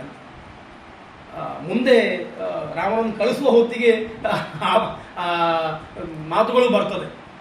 ಆಗ ತಾನೇ ಮನೆಯಲ್ಲಿ ಮಗು ಹುಟ್ಟಿದೆ, ಗಂಡು ಮಗು ಹುಟ್ಟಿದೆ, ತಾಯಿ ಸಂತೋಷ ಆಗಲಿಲ್ಲ, ದುಃಖ ಆಗ್ತಾನೆ. ರಾಮ ಹೋಗ್ತಾ ಇದ್ದಾನೆ, ನೀನು ಯಾಕೆ ಹುಟ್ಟಿದಿ ಈ ದಿವಸದಲ್ಲಿ ಅಂತ ನಾಭ್ಯನಂದತ ಅಂತ ಜನನೀನ ಅಭ್ಯನಂದತ ಅಂತ. ಮೊದಲನೇ ಬಾರಿ ಹುಟ್ಟಿದ ಗಂಡು ಮಗುವನ್ನು ತಾಯಿ ಸಂತೋಷಪಟ್ಟು ಆಲಿಂಗಿಸಿಕೊಳ್ಳದ ಪರಿಸ್ಥಿತಿ ರಾಮ ರಾಜ್ಯ ಬಿಟ್ಟು ಹೋಗುವಾಗ ಬಂತು ಅಂತಂದರೆ ಆ ರಾಮನ ಬಗ್ಗೆ ಎಷ್ಟು ಪ್ರೀತಿ ಇರ್ತದೆ. ಈ ಪ್ರೀತಿಯನ್ನು ಆ ಇಷ್ಟು ವರ್ಷದ ಸಂಪಾದನೆ ಮಾಡಿಕೊಂಡಿದ್ದಾನೆ. ಹಾಗಾಗಿ ಆ ರೀತಿಯಲ್ಲಿ ಜನಗಳು ಮಾತಾಡ್ತಾ ಇದ್ದಾರೆ. ರಾಮ ಇದನ್ನು ನೋಡಿಕೊಂಡು ಹೋಗ್ತಾ ಇದ್ದಾನೆ. ಹೀಗೆ ಬಂದು ರಾಮ ಅಂತಃಪುರವನ್ನು ಪ್ರವೇಶ ಮಾಡ್ತಾನೆ. ಮೊದಲನ ಹಿಂದೆ ಹೇಳಿದ ಹಾಗೆ ಒಂದಿಷ್ಟು ಜಾಗವನ್ನು ರಥದಲ್ಲೇ ಪ್ರವೇಶ ಮಾಡ್ತಾನೆ, ಆಮೇಲೆ ನಡ್ಕೊಂಡು ಹೋಗ್ತಾನೆ. ನಡ್ಕೊಂಡು ಹೋಗಿ ಒಳಗೆ ಬರ್ತಾನೆ. ಒಳಗೆ ಬರುವ ಪರಿಸ್ಥಿತಿ ಹೇಗುಂಟು ಇಲ್ಲಿ ಈ ಹೊತ್ತಿಗಾಗುವಾಗ ಒಂದಷ್ಟು ಜನ ಸೇರಿದ್ದಾರೆ. ಸಾಮಾನ್ಯವಾಗಿ ಇವತ್ತು ನಾವು ನೋಡುವ ಸಿನಿಮಾ ನಟರ ಮನೆ ಮುಂದೆ ಬೆಳಿಗ್ಗೆ ಹೇಳುವಾಗ ಒಂದಷ್ಟು ಜನ ಸೇರಿಕೊಂಡು ಅವರು ಬೆಳಿಗ್ಗೆ ಮಾಡುವ ವಿಷಿಗೆ ಕಾಯ್ತಾ ಇರ್ತಾರೆ ಅಂತ ಕಥೆಗಳನ್ನು ಕೇಳಿದ್ದೇವೆ. ಮುಂಬೈಯಲ್ಲೆಲ್ಲ ಹಾಗೆ ಉಂಟು. ಬೆಳಿಗ್ಗೆ ಅವರು ಹೇಳುವಾಗ 1000 ಜನ ಸೇರಿಕೊಂಡಿರ್ತಾರೆ. ಅವ್ರು ಬೆಳಿಗ್ಗೆ ಬಂದು ಒಂದು ಬಾಲ್ಕನಿಯಲ್ಲಿ ನಿಂತು ಹೀಗೆ ಮಾಡಿದ್ರೆ ಸಾಕು, ಅಷ್ಟೇ. ಅದನ್ನು ನೋಡಿ ಮತ್ತೆ ಹೋಗಿ ಸಂಜೆ ಹೋಗಿ ಮತ್ತೆ ಸಂಜೆ ಬಂದು ಬರೋದು. ಈ ರೀತಿಯಲ್ಲಿ ಇಲ್ಲಿ ಒಂದಷ್ಟು ಜನ ಸೇರಿದ್ದಾರೆ. ಯಾವುದು ಮೊದಲನೇ 2ನೇ ಕಕ್ಷೆಯ ಒಳಗೆ ಒಟ್ಟು ಗೌಜಿ ಇವತ್ತಾಗುತ್ತದೆ ದೊಡ್ಡ ವಿಶೇಷ ಅಂತ ಗೊತ್ತುಂಟು. ಅದಕ್ಕೋಸ್ಕರ ಒಂದಷ್ಟು ಜನ ಸೇರಿದ್ದಾರೆ. ರಾಮ ಒಳಗೆ ಹೋಗಿದ್ದಾನೆ. ಇವರನ್ನೆಲ್ಲ ಅಭಿನಂದಿಸಿ ಅವರ ಮಧ್ಯದಿಂದ, ಆ ಸಾಗರದ ಮಧ್ಯದಿಂದ ಅಂತಃಪುರದ ಒಳಗೆ ಹೋಗಿದ್ದಾನೆ. ಎಷ್ಟು ಘೋರ! ವಾಲ್ಮೀಕಿಗಳು ಸಣ್ಣ ಶಬ್ದದಲ್ಲಿ ಹೇಳಿಬಿಡ್ತಾರೆ ಹೇಗೆ ಅಂತ. ಒಳಗೆ ರಾಮ ಹೋಗುತ್ತಾನೆ. ಹೋಗುವಾಗ ಜನಗಳ ಮನಸ್ಥಿತಿ ಹೇಗುಂಟು ಅಂತ ಕೇಳಿದರೆ, ಜನಾಃ ಸ ಸರ್ವಃ ಮುಜಿತಃ ನೃಪಾತ್ಮಜೆ ಪ್ರತೀಕ್ಷತೆ ತಸ್ಯ ಪುನಸ್ಮ ನಿರ್ಗಮಂ ಯಥೋದಯಂ ಚಂದ್ರಮಸಃ ಸರಿತ್ಪತಿ. ಸಾಗರಕ್ಕೆ ಚಂದ್ರ ಬಂದು ಕೂಡಲೇ ತುಂಬ ಸಂತೋಷ ಆಗ್ತದೆ. ಚಂದ್ರ ಅಸ್ತಾದ ಅಂತಂದು ಕೂಡಲೇ ಸ್ವಲ್ಪ ದುಃಖ ಆಗ್ತದೆ. ದುಃಖ, ಆ ಸಂತೋಷ ದುಃಖಗಳು ಗೊತ್ತಾಗೋದು ಹೇಗೆ ಅಂತಂದರೆ ಸಮುದ್ರದ ತೆರೆಗಳ ಮೇಲೆ ಕೆಳಗೆ ನೋಡಿಕೊಂಡು. ಚಂದ್ರ ಉದಯ ಆದ ಕೂಡಲೇ ಸಮುದ್ರ ಮತ್ತಷ್ಟು ತೆರೆಗಳನ್ನು ಮೇಲೆ ಎಬ್ಬಿಸಿ ಅದು ಉಕ್ಕೇ ಇರಲಿಕ್ಕೆ ಆರಂಭ ಆಗ್ತದೆ. ಹುಣ್ಣಿಮೆ ದಿವಸ ತುಂಬ ಉಕ್ಕೇ ಇರ್ತದೆ. ಚಂದ್ರ ಅಸ್ತ ಆದ ಕೂಡಲೇ ಸಮುದ್ರ ಪ್ರಶಾಂತವಾಗಿರ್ತದೆ. ಮತ್ತೆ ಉಕ್ಕಿರಬೇಕು ಯಾವಾಗ ಅಂತಂದರೆ ಸಂಜೆ ಚಂದ್ರ ಬರುವಾಗ. ಈ ಚಂದ್ರ ಬರ್ತಾನೋ ಅಂತ ಸಾಗರ ನೋಡ್ತಾ ಇರ್ತದೆ. ಅಲ್ಲಿವರೆಗೆ ಪ್ರಶಾಂತ ಆಗಿರ್ತದೆ. ಚಂದ್ರ ಬರುವುದು ಗೊತ್ತಾದ ಕೂಡಲೇ ಮತ್ತೆ ಉಕ್ಕೇರಲಿಕ್ಕೆ ಸಮುದ್ರ ಆರಂಭ ಆಗ್ತದೆ. ಇಷ್ಟು ಸೂಕ್ಷ್ಮವಾದ ವಿಷಯವನ್ನು ವಾಲ್ಮೀಕಿಗಳು ಗಮನಿಸಿ ಇದಕ್ಕೆ ಸೇರಿಸ್ತಾ ಇದ್ದಾರೆ. ರಾಮ ಜನಸಾಗರ ಉಂಟಲ್ಲಿ, ರಾಮ ಒಳಗೆ ಹೋಗಿದ್ದಾನೆ. ಇದು ಅಸ್ತ ಆಗಿ ಆಯ್ತು. ರಾಮ ಇಲ್ಲಿವರೆಗೆ ಜನರಿಗೆ ಮಧ್ಯೆ ಜಯಘೋಷ ಆಗ್ತಾ ಇತ್ತು. ರಾಮ ಒಳಗೆ ಹೋದ ಕೂಡಲೇ ಎಲ್ಲ ಶಾಂತ. ಅವನು ಒಳಗೆ ಹೋಗ್ತಾ ಇದ್ದಾನೆ, ಹೋಗಿ ಅವ ಬರಬೇಕು, ಬರುವುದನ್ನು ನಿರೀಕ್ಷೆ ಮಾಡ್ತಾ ಇದ್ದಾರೆ, ಮತ್ತೆ ಜಯ ಹಾಕಬೇಕು ಅಂತ. ಈಗ ಜಯಘೋಷ ಮಾಡ್ತಾ ಇಲ್ಲ, ಸುಮ್ಮನೆ ಶಾಂತರಾಗಿದ್ದಾರೆ. ರಾಮ ಕೈ ತೋರಿಸಿ ಹೋಗಿದ್ದಾನೆ ಅಂತ ಕಾಣ್ತದೆ, ಬರುವವರೇ ಕಾಯಿರಿ. ಹೀಗೆ ಇದನ್ನು ಹೇಳ್ತಾರೆ ವಾಲ್ಮೀಕಿಗಳು. ಸಾಗರದ ಪ್ರಕ್ಷುಬ್ಧವಾದ ಇದ್ದ ಸಾಗರ ಮತ್ತೆ ಶಾಂತವಾಗಿರುವ ಹಾಗೆ ಕಾಯ್ತಾ ಇದ್ದಾರೆ ಜನಗಳು. ಆ ರೀತಿಯ ಪರಿಸ್ಥಿತಿಯಲ್ಲಿ ರಾಮ ಒಳಗೆ ಹೋಗ್ತಾನೆ. ಒಳಗೆ ಹೋಗಿ ನೋಡ್ತಾನೆ, ಹೊರಗೆ ಜನಗಳ ಸಮ್ಮರ್ದ ಶಾಂತ ಆದ ಹಾಗೆ ಒಳಗೆ ಮತ್ತಷ್ಟು ಶಾಂತಿ ಅನುಭವ. ಯಾವುದೇ ಕೌಚಿ ಗಲಾಟೆ ಒಳಗಿಂದ ಇಲ್ಲ. ಒಳಗೆ ಹೋಗ್ತಾನೆ. ಸತದರ್ಶಾಸನೆ ರಾಮ ವಿಷನ್ನಂ ಪಿತರಂ ಶುಭೆ ಕೈಕೇಯ ಸಹಿತಂ ದೀನಂ ಮುಖೇನ ಪರಿಶುಷ್ಯತ. ದಶರಥ ಕೂತ್ಕೊಂಡಿದ್ದಾನೆ ಎನ್ನುವುದಕ್ಕಿಂತ ಆಸನದಲ್ಲಿ ಒರಗಿಕೊಂಡಿದ್ದಾನೆ. ಸರಿಯಾಗಿ ನಿಲ್ಲಿಕ್ಕೂ ಆಗುವುದಿಲ್ಲ. ಇದೇ ಅಧ್ಯಾಯದಲ್ಲಿ ಮಾತುಗಳು ಬರ್ತದೆ. ಸರಿಯಾಗಿ ನಿಲ್ಲಿಕ್ಕಾಗುವುದಿಲ್ಲ, ಕಷ್ಟದಲ್ಲಿ ಆಸನದಲ್ಲಿ ಒರಗಿಕೊಂಡಿದ್ದಾನೆ. ಮುಖ ಪೂರ್ತಿ ಬಾಡಿದೆ, ಕಪ್ಪಿಟ್ಟು ಹೋಗಿದೆ, ಬಾಡಿ ಹೋಗಿದೆ. ಇವತ್ತು ಅಭಿಷೇಕಕ್ಕಿನ್ನು ಕೆಲವು ಹೊತ್ತು ಬಾಕಿ ಉಂಟು. ಆ ಬಾಕಿ ಇರುವ ಹೊತ್ತಿನಲ್ಲಿ ಈ ರೀತಿಯ ವ್ಯವಸ್ಥೆ. ರಾಮ ಯಥಾ ಪ್ರಕಾರ ಹೋಗ್ತಾನೆ. ದಶರಥನ 2 ಕಾಲುಗಳಿಗೆ ನಮಸ್ಕಾರ ಮಾಡ್ತಾನೆ. ಪಕ್ಕದಲ್ಲಿ ಕೈಕೇಯಿ ಇದ್ದಾಳೆ, ಕೈಕೇಯಿಗೂ ನಮಸ್ಕಾರ ಮಾಡ್ತಾನೆ. ನಮಸ್ಕಾರ ಮಾಡಿ ದಶರಥನ ಮುಖ ನೋಡಿದ ಕೂಡಲೇ ರಾಮನಿಗೆ ಇಲ್ಲಿಯವರೆಗೆ ಆ ಅನುಭವ ಆಗಲಿಲ್ಲ. ಇಷ್ಟು ದಿವಸ ಯಾವತ್ತು ದಶರಥನ ಹತ್ರ ಬಂದಿದ್ದಾನೋ ಪ್ರತಿಯೊಂದು ಹೊತ್ತಿನಲ್ಲೂ ದಶರಥನಿಗೆ ಆಗುವ ಸಂತೋಷ ಹೇಳಲಿಕ್ಕಿರಲಿಲ್ಲ. ರಾಮನನ್ನು ನೋಡಿದ ಕೂಡ ಸಂತೋಷ ಆಗ್ತದೆ. ಎಲ್ಲಿವರೆಗೆ ಅಂತಂದರೆ ರಾಮನನ್ನು ಬಿಟ್ಟಿರ್ಲಿಕ್ಕೂ ಸಾಧ್ಯ ಇಲ್ಲ ಅವನಿಗೆ. ಅದು ಹೇಗಿತ್ತು ಅಂತಂದರೆ, ಮಗ ಮತ್ತು ತಂದೆ ಹೇಗಿರಲಿಲ್ಲ, ಅಜ್ಜ ಮತ್ತು ಮೊಮ್ಮಗನ ಹಾಗಿತ್ತದು. ಆ ರೀತಿ ದಶರಥನ ಪ್ರಾಯವೂ ಹಾಗೆ ಇತ್ತು. ಆ ರೀತಿ ಹೇಳ್ತಾನೆ. ವಿಶ್ವಾಮಿತ್ರ ಹತ್ರ ಕಳಿಸುವಾಗ ಸಣ್ಣ ಮಕ್ಕಳು ಅಂತ ಹೇಳ್ತಾನೆ. ಆ ಹೊತ್ತಿಗೆ ಅವರು ಕಾಕಪಕ್ಷಧರು ಅಂತ ವಾಲ್ಮೀಕಿಗಳು ಹೇಳ್ತಾರೆ. ಬರೀ ಸಣ್ಣ ಮಕ್ಕಳೇನಲ್ಲ, ಹಾಗಿದ್ರೂ ಕೂಡ ಸಣ್ಣ ಮಕ್ಕಳು ಅರ್ಭಕವು ಎನ್ನುವ ದೃಷ್ಟಿಯಲ್ಲಿ ಅವ ಅಳ್ತಾನೆ. ಹಾಗೆ ಇದ್ದ ದಶರಥ ಈ ಹೊತ್ತಿಗೆ ರಾಮ ಬಂದರು, ನಮಸ್ಕಾರ ಮಾಡಿದ್ರು, ಮಾತಾಡುವುದಿಲ್ಲ ಅಂತಾಗುವಾಗ ರಾಮನಿಗೂ ಒಳಗಿಂದ ಭಯ ಆಯಿತಂತೆ. ರಾಮದೇವರಿಗೆ ಭಯ ಆಯಿತು. ರಾಮೋಪಿ ಭಯಮಾಪನ್ನ ಪದಾಸ್ಪೃಷ್ಟೇಯೋ ಪನ್ನಕಂ. ಹೇಗೆ ಭಯ ಆಯಿತು ಅಂತಂದರೆ, ಹಾವನ್ನು ಕಾಲಿನಿಂದ ತುಳಿದ ಹಾಗೆ ಭಯ ಆಯಿತು. ದಶರಥನ ಮುಖ ನೋಡುವಾಗ ಗೊತ್ತಿರುವುದಿಲ್ಲ ಹಾವು ಅಂತ. ತುಳಿದು ಬಿಡ್ತೇನೆ, ತುಳಿದು ಕೊನೆಯ ಕ್ಷಣದಲ್ಲಿ ಕಾಲು ತಂಪಾಗ್ತದೆ, ಹಾವು ಅಂತ ಗೊತ್ತಾಗ್ತದೆ. ಆಗ ಆಗೋ ಭಯ ಉಂಟಲ್ಲ, ಒಂದು ಕ್ಷಣ ಆಗೋ ಭಯ. ದಶರಥನ ನೋಡಿದ್ದಿಲ್ಲ. ದಶರಥನ ಮುಖ ನೋಡ್ತಾನೆ, ಏನೋ ಆಗಬಾರ್ದಾಗಿದೆ ಅಂತ ಗೊತ್ತಾಗ್ತದೆ. ದಶರಥ ಹೇಗಿದ್ದಾನೆ ಅಂತಂದರೆ, ಅವನ ಯಾವ ಇಂದ್ರಿಯಗಳು ಸರಿಯಾಗಿ ಕೆಲಸ ಮಾಡ್ತಾ ಇಲ್ಲ. ನೋಡಬೇಕಾದ ಕಡೆ ನೋಡ್ತಾ ಇಲ್ಲ, ಕೇಳಬೇಕಾದ ಮಾತು ಅವನಿಗೆ ಕೇಳುವುದಿಲ್ಲ, ಕೈಕಾಲನ್ನು ಅವನಿಗೆ ಬೇಕಾದ ಹಾಗೆ ಅಲುಗಾಡಿಸ್ಲಿಕ್ಕೆ ಆಗ್ತಾ ಇಲ್ಲ. ಆಮೇಲೆ ತುಂಬ ವ್ಯಾಕುಲನಾಗಿದ್ದಾನೆ, ನಿಟ್ಟುಸಿರು ಬಿಡ್ತಾ ಇದ್ದಾನೆ, ಏದುಸಿರು ಬಿಡ್ತಾ ಇದ್ದಾನೆ. ನಿಶ್ವಾಸಂತಂ, ಕೇವಲ ನಿಶ್ವಾಸ ಅಂತಂದರೆ ಶ್ವಾಸಗಳನ್ನು ಬಿಡುವುದು ಮಾತ್ರ ಅಲ್ಲ, ಆ ರೀತಿಯಲ್ಲಿ ಶ್ವಾಸೋಚ್ಛ್ವಾಸ ಮಾಡಲಿಕ್ಕೂ ಒಳಗಿನ ಬೇಗುದಿ ಬಿಡ್ತಾ ಇಲ್ಲ ಅಂತ ಅರ್ಥ. ಹಾಗೆ ನೋಡ್ತಾನೆ. ಹೇಗಿದ್ದಾನೆ ಅಂತ ಕೇಳಿದ್ರೆ, ಇಲ್ಲಿ ಮತ್ತೆ 1-2-3 ಅದ್ಭುತವಾದ ಉಪಮೆಗಳನ್ನು ವಾಲ್ಮೀಕಿಗಳು ಕೊಡ್ತಾರೆ. ಊರ್ಮಿಮಾಲಿನ ಅಕ್ಷೋಭ್ಯಂ ಕ್ಷುಭ್ಯಂ ತಮಿವ ಸಾಗರಂ.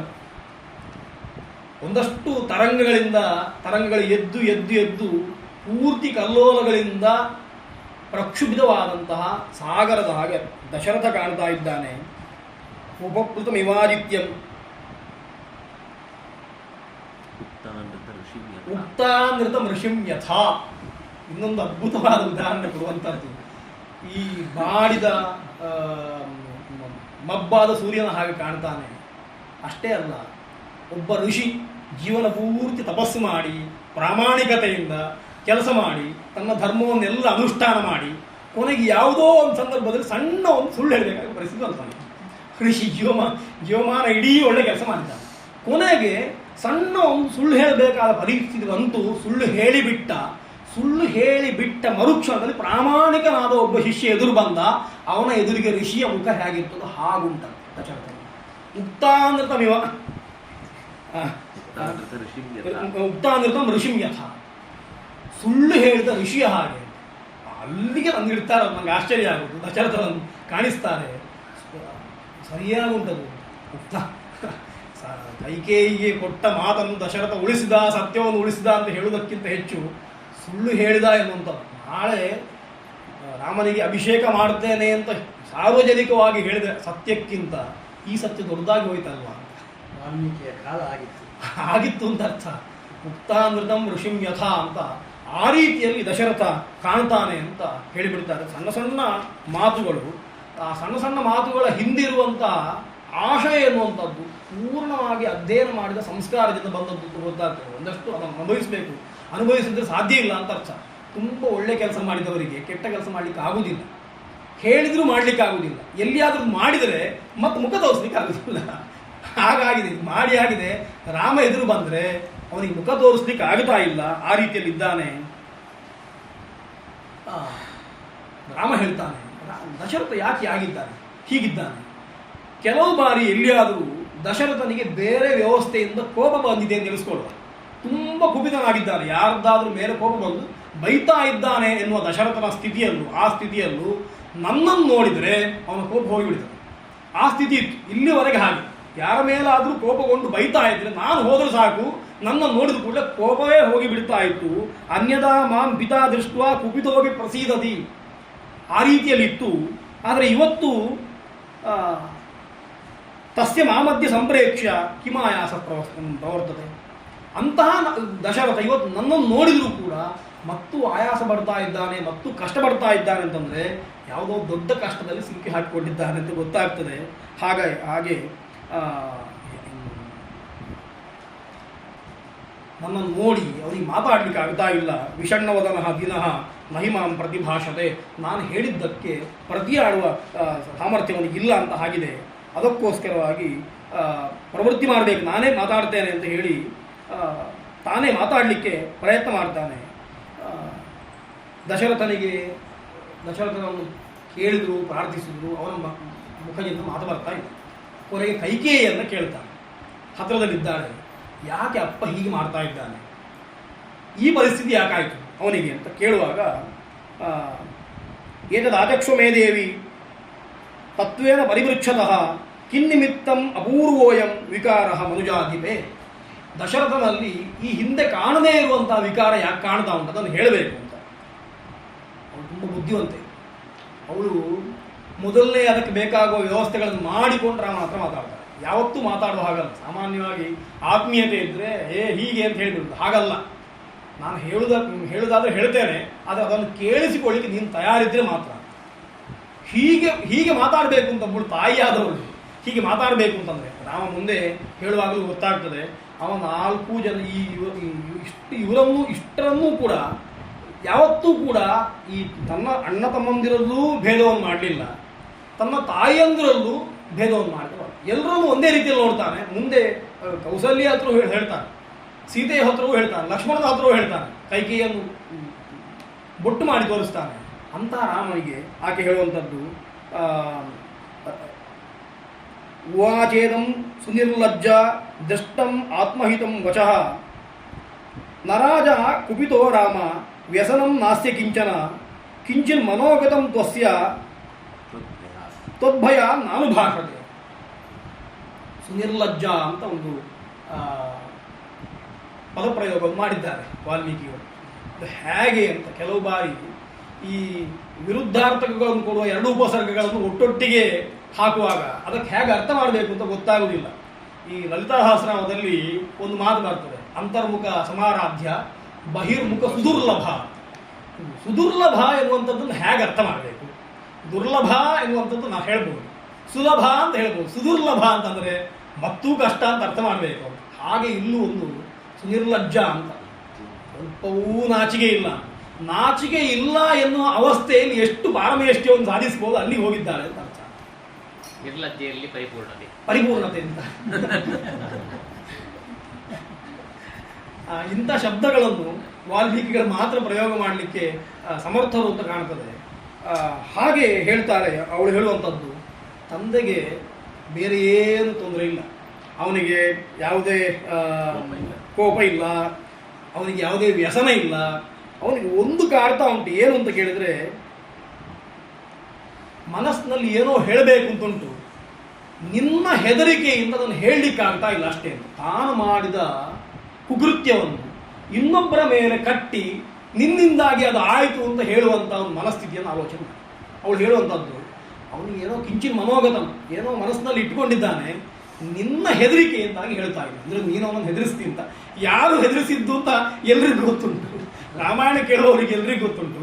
ಅವಳು ಹೇಳುವಂಥದ್ದು ಮಾತ್ರ ತಿರುಗಿಸಿ ಹೇಳುವಂಥದ್ದು ಪರೋಕ್ಷವಾಗಿ. ಅಂದರೆ ನಮ್ಮಲ್ಲಿ ಅದೊಂದು ಇದರಲ್ಲಿ ಸಭೆಯಲ್ಲಿ ಹೇಳುವಂಥದ್ದುಂಟು. ಹಾಗೆ ನನಗೆ ಬೇಕಾಗಿರುವುದು ಆದರೆ ಹೇಳ್ತಾ ಇರೋದು ಅವರಿಗೆ ತುಂಬ ಬಾಯಾರಿಕೆ ಆಗ್ತಾ ಉಂಟು, ಒಂದು ಒಳ್ಳೆ ಚಾ ಮಾಡಿದ್ರೆ ಆಗ್ಬೋದು ಅಂತ ಕಾಣ್ತದೆ.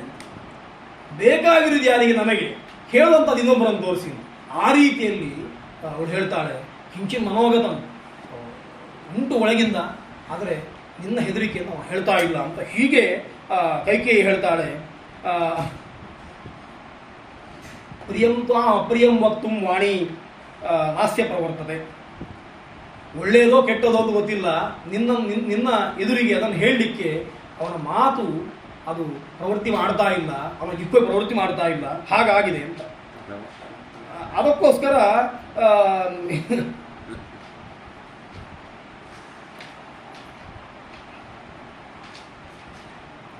ಯಾಕೆ ಅಂತ ಕಾರಣವನ್ನು ಹೇಳ್ತಾರೆ. ಬೇರೆ ಕಾರಣ ಏನಲ್ಲ, ಅವ ಏನು ಮಾಡಿದ್ದಾನೆ ಅಂತ ಕೇಳಿದ್ರೆ, ಹಿಂದೆ ನನಗೊಂದು ವರ ಕೊಟ್ಟಿದ್ದಾನೆ, ಕೊಟ್ಟು ಬಿದ್ದಿದ್ದಾನೆ, ಈಗ ಸಂತಾನ ಪಡ್ತಾ ಇದ್ದಾನೆ. ಕಾರಣ ಬೇರೆ ಏನಲ್ಲ, ನನಗೊಂದು ವರ ಕೊಟ್ಟಿದ್ದಾನೆ, ಆ ವರವನ್ನು ಪೂರೈಸ್ಲಿಕ್ಕೆ ಆಗದೆ ಫಲಿತಾಪ ಪಡ್ತಾ ಇದ್ದಾನೆ ಅಷ್ಟೇ ಅಂತ. ರಾಮನ ಹತ್ರ ಹೀಗೆ ಹೇಳಿದ್ರೆ ರಾಮ ಕೂಡಲೇ ಹೇಳ್ತಾನೆ ಅಂತ ಗೊತ್ತುಂಟು. ಯಾವ ವರ ಅಂತ ಹೇಳು, ಅದನ್ನು ನಾನು ಪೂರೈಸ್ತೇನೆ ಅಂತ. ನನಗೆ ಆತ ಕೊಟ್ಟ ಮಾತನ್ನು ಉಳಿಸಿಕೊಳ್ಳಿಕ್ಕಾಗದೆ ಈಗ ಫಲಿತಾಪ ಪಡ್ತಾ ಇದ್ದಾನೆ ಅಂತ ಆಕೆ ಹೇಳ್ತಾಳೆ. ಏಷ ಮಖ್ಯಂ ವರಂ ದತ್ವ ಪುರಾ ಮಾಂ ಅಭಿಪೂಜ್ಯ ಚ ಸ ಪಶ್ಚಾತ್ ತಪ್ಯತೆ ರಾಜ ಯಥಾನ್ಯ ಪ್ರಾಕೃತಸ್ತಥ. ಇದನ್ನು ಹೇಳುವಾಗ ಯಥಾನ್ಯ ಪ್ರಾಕೃತಸ್ತಥ ಅಂತ ಅಯೋಧ್ಯಾಧಿಪತಿಯನ್ನು ಸಾಮಾನ್ಯ ಮನುಷ್ಯನ ಲೆವೆಲ್ನಲ್ಲಿ ನಿಲ್ಲಿಸ್ತಾನೆ. ಹೇಗೆ ಅಂತಂದರೆ, ಸಾಮಾನ್ಯ ಮನುಷ್ಯ ಒಬ್ಬ ಮಾತು ಕೊಟ್ಟು ತಪ್ಪಿ ಬೀಳ್ತಾನಲ್ವ, ಹಾಗೆ ಆಡ್ತಾ ಇದ್ದಾನೆ ನಿನ್ನಪ್ಪ. ಹಾಗೆ ಹೇಳಿ ಪ್ರಾಕೃತ ಅಂತ ಹೇಳಿದ್ರಿಂದ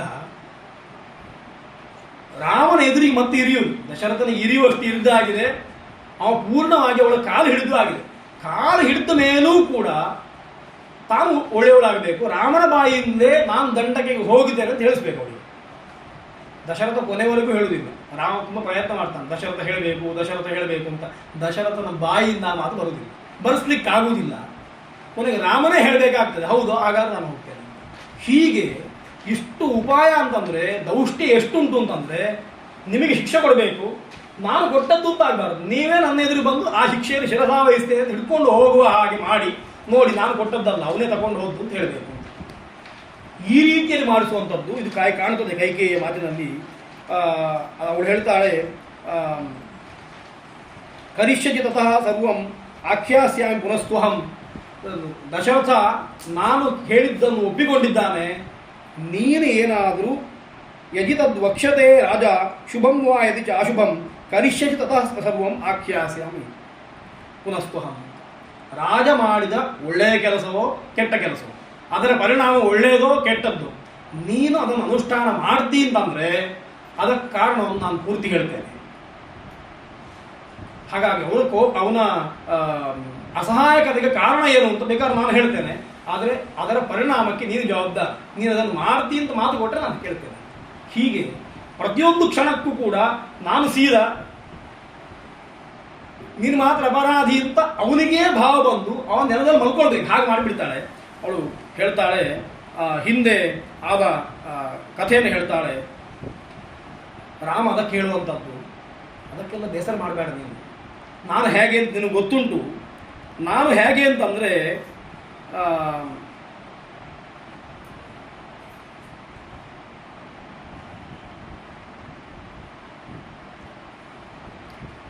ರಾಮನ ಬಾಯಿಯಿಂದಲೇ ಆಕೆ ಹೇಳಿಸಿಬಿಡ್ತಾಳೆ.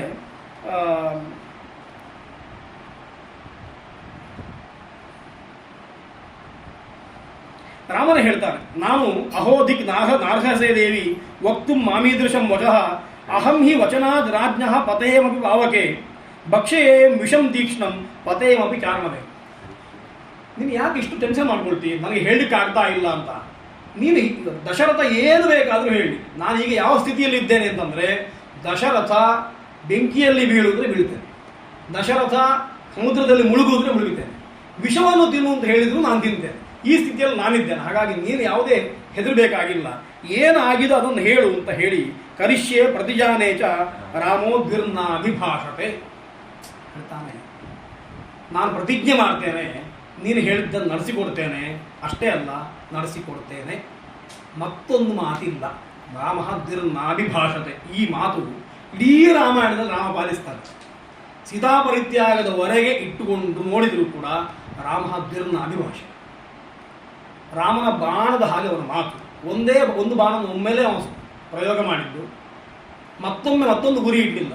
ಅದೇ ರೀತಿಯಲ್ಲಿ ಒಮ್ಮೆ ಮಾತಾಡಿದರೆ ಮತ್ತದನ್ನು ಬಿಡಲಿಲ್ಲ. ಕೊನೆಯವರೆಗೂ ಕೂಡ ತಂದೆ ತಾಯಿ ಗುರುಗಳಂತೂ 3 ವ್ಯವಸ್ಥೆ ಇಟ್ಟುಕೊಂಡು ಎಲ್ಲಿಯೂ ಅದಕ್ಕೆ ದ್ರೋಹ ಮಾಡಬಾರದು ಅಂತ ಹೇಳ್ತಾನೆ. ಹಾಗೆ ಹೇಳಿ ನಾನು ಮತ್ತೊಂದು ಮಾತಾಡುವುದಿಲ್ಲ ಅಂತ ಹೇಳ್ತಾನೆ. ಎಲ್ಲಿವರೆಗೆ ಅಂದರೆ ತತ್ರಮೇ ಯಾಚುತೋ ರಾಜ ಭರತಸ್ಯಾಭಿಷೇಚನಂ ಗಮನಂ ದಂಡಕಾರಣ್ಯೇ ತವ ಚಾದ್ಯೇವ ರಾಘವ ಯದಿ ಸತ್ಯಪ್ರತಿಜ್ಞಂ ತ್ವಂ ಪಿತರಂ ಕರ್ತುಮಿಚ್ಛಸಿ ಆತ್ಮಾನಂಚ ನರಶ್ರೇಷ್ಠ ಮಮ ವಾಕ್ಯಮಿದಂ ಶೃಣು ಸನ್ನಿದೇಶೇ ಪಿತುಸ್ತಿಷ್ಠ ಯಥಾನೇನ ಪ್ರತಿಶ್ರುತಂ ತ್ವಯಾರಣ್ಯಂ ಪ್ರವೇಷ್ಟವ್ಯಂ 9 ವರ್ಷಾಣಿ ಪಂಚಚ. ಅವನಿಗೆ ಸಿಡ್ಲು ಬರೆದ ಹಾಗೆ ಆಕೆ ಹೇಳಿಬಿಡ್ತಾಳೆ.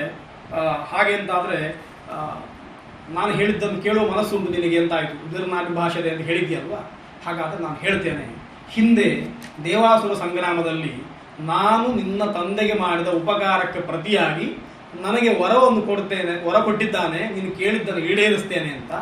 ಕಾಲದಲ್ಲಿ ಕೇಳ್ತೇನೆ ಅಂತ ಇಟ್ಟುಕೊಂಡಿದ್ದೇನೆ. ಆಗಲೇ ಅದನ್ನು ಕೇಳಿದರೆ ಪರಿಹಾರ ಸಿಗ್ತಿತ್ತೋ ಏನೋ, ಹಾಗೆ ಕೇಳಲಿಲ್ಲ. ಕಾಲದಲ್ಲಿ ಕೇಳ್ತೇನೆ, ಇದು ತುಂಬ ಅಪಾಯಕಾರಿ ಆಯಿತು.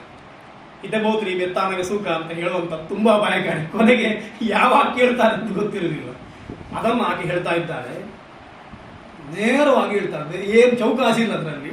ಅವಳು ಹೇಳುವ ಮಾತು, ನಾನು ಇಷ್ಟೇ ಕೇಳಿದ್ದು ಮತ್ತೇನಲ್ಲ. ತತ್ರಮೇ ಯಾಚುತೋ ರಾಜ ಭರತಸ್ಯಾಭಿಷೇಚನಂ, ಅವತ್ತು ಕೇಳಿದ್ದಲ್ಲ ಅದು. ಭರತಸ್ಯಾಭಿಷೇಚನಂ ಗಮನಂ ದಂಡಕಾರಣ್ಯೇ ತವ ಚಾದ್ಯೈವ ರಾಘವ. ಇಲ್ಲಿ ಅದೊಂದು ಮತ್ತೊಂದು ಅದ್ಯೈವ, ಇವತ್ತೇ ಹೋಗಬೇಕು ಅಂತ. ಎಲ್ಲಿವರೆಗೆ ಅಂತಂದರೆ ಮುಂದೆ ಈ ಅಧ್ಯಾಯದ ಮುಂದೆ ಆಯ್ತು ಹೊರಡು ತಡಾಯ್ತು ಅಂತ ಹೇಳ್ತಾರೆ ಕೈಕಿ. ಹೊರಡು ತಡ ಮಾಡಬೇಡ, ದಂಡಕಾರಣ್ಯಕ್ಕೆ ಹೋಗು ಅಂದರೆ ರಾಮನ ಮಾತೇ ಉಂಟು. ಎಷ್ಟು ಹೌದಾ, ಹಾಗೆ ಅಂತ ತೊಂದರೆ ಇಲ್ಲ ಅಂತ ಹೇಳಿ ಹಾಗೆ ಹೇಳುವಾಗ ತಡ ಮಾಡಬೇಡ ಅಂತ ಹೇಳ್ತಾರೆ. ಅದಕ್ಕೋಸ್ಕರ ಅವಳು ಹೇಳ್ತಾಳೆ, ಗಮನಂ ದಂಡಕಾರಣ್ಯೇ ತವ ಚಾದ್ಯೈವ ರಾಘವ ಯದಿ ಸತ್ಯಪ್ರತಿಜ್ಞಂ ತ್ವಂ ಪಿತರಂ ಕರ್ತುಮಿಚ್ಛಸಿ. ಇನ್ನೊಂದು ಈರಿತ, ನೀನು ಪ್ರತಿಜ್ಞಾ ಅಂತಲ್ಲ, ನೀನು ಸತ್ಯ ಹೇಳ್ತೀನಿ ಅಂತ ಎಲ್ರಿಗೂ ಗೊತ್ತುಂಟು. ನಿನ್ನ ಅಪ್ಪನನ್ನು ಸತ್ಯಪ್ರತಿಜ್ಞಾ ಅಂತ ಮಾಡಬೇಕು ಅಂತ ಮನಸ್ಸಿದ್ರೆ ನಾನು ಕೇಳಿದ್ದನ್ನು ನಡೆಸಿಕೊಡು. ಹೇಗಾಗಬೇಕು, ನಿನ್ನ ಮಾತನ್ನು ಉಳಿಸಿಕೊಳ್ಳುತ್ತಂತಲ್ಲ. ಅವ ಹೇಳಿ ಆಯಿತು ದ್ವಿರ್ನಾಭಿಭಾಷತೆ ಅಂತ.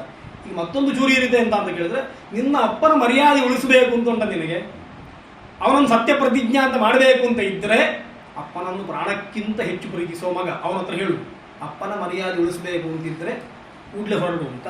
ಹಾಗೆ ಮಾಡ್ತಿ ಅಂತಂದರೆ ಆತ್ಮಾನಂಚ ನರಶ್ರೇಷ್ಠ ಮಮ ವಾಕ್ಯಮಿದಂ ಶೃಣು ಸನ್ನಿದೇಶ ಪಿತುಸ್ತಿಷ್ಠ ಮಯಾನೇನ ಪ್ರತಿಶ್ರುತಂ ತ್ವಯಾ ಅರಣ್ಯಂ ಪ್ರವೇಷ್ಟವ್ಯಂ 9 ವರ್ಷಾಣಿ ಪಂಚಚ.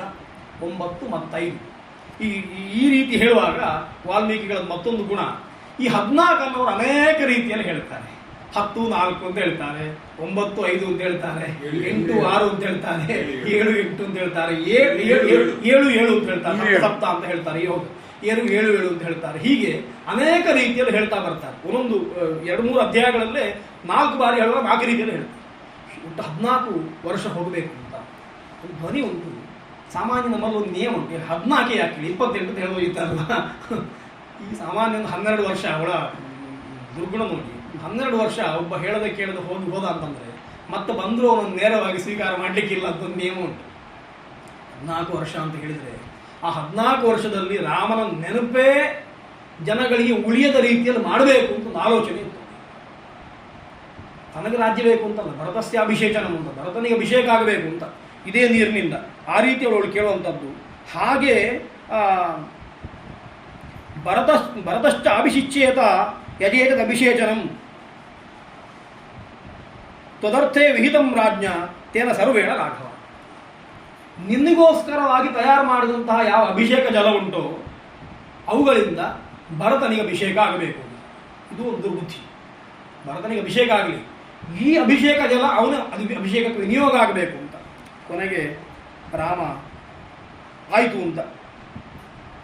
ಅಷ್ಟೇ ಅಲ್ಲ, ನೀನೇನು ಮಾಡಬೇಕು ಅಂತಂದರೆ ಅಭಿಷೇಕಮಿದಂ ತ್ಯಕ್ತ್ವಾ ಜಟಾಚಿರ ಧರೋಭವ, ನೀನು ಜಟೆಯನ್ನು ಚೀರವನ್ನು ಧರಿಸಬೇಕು, ನೀನು ಕಾಡಿಗೆ ಹೋಗಬೇಕು, ಭರತ ಅಯೋಧ್ಯೆಯನ್ನು ಶಾಸನ ಮಾಡಲಿ ಅಂತ ಹೇಳ್ತಾಳೆ. ಹೀಗೆ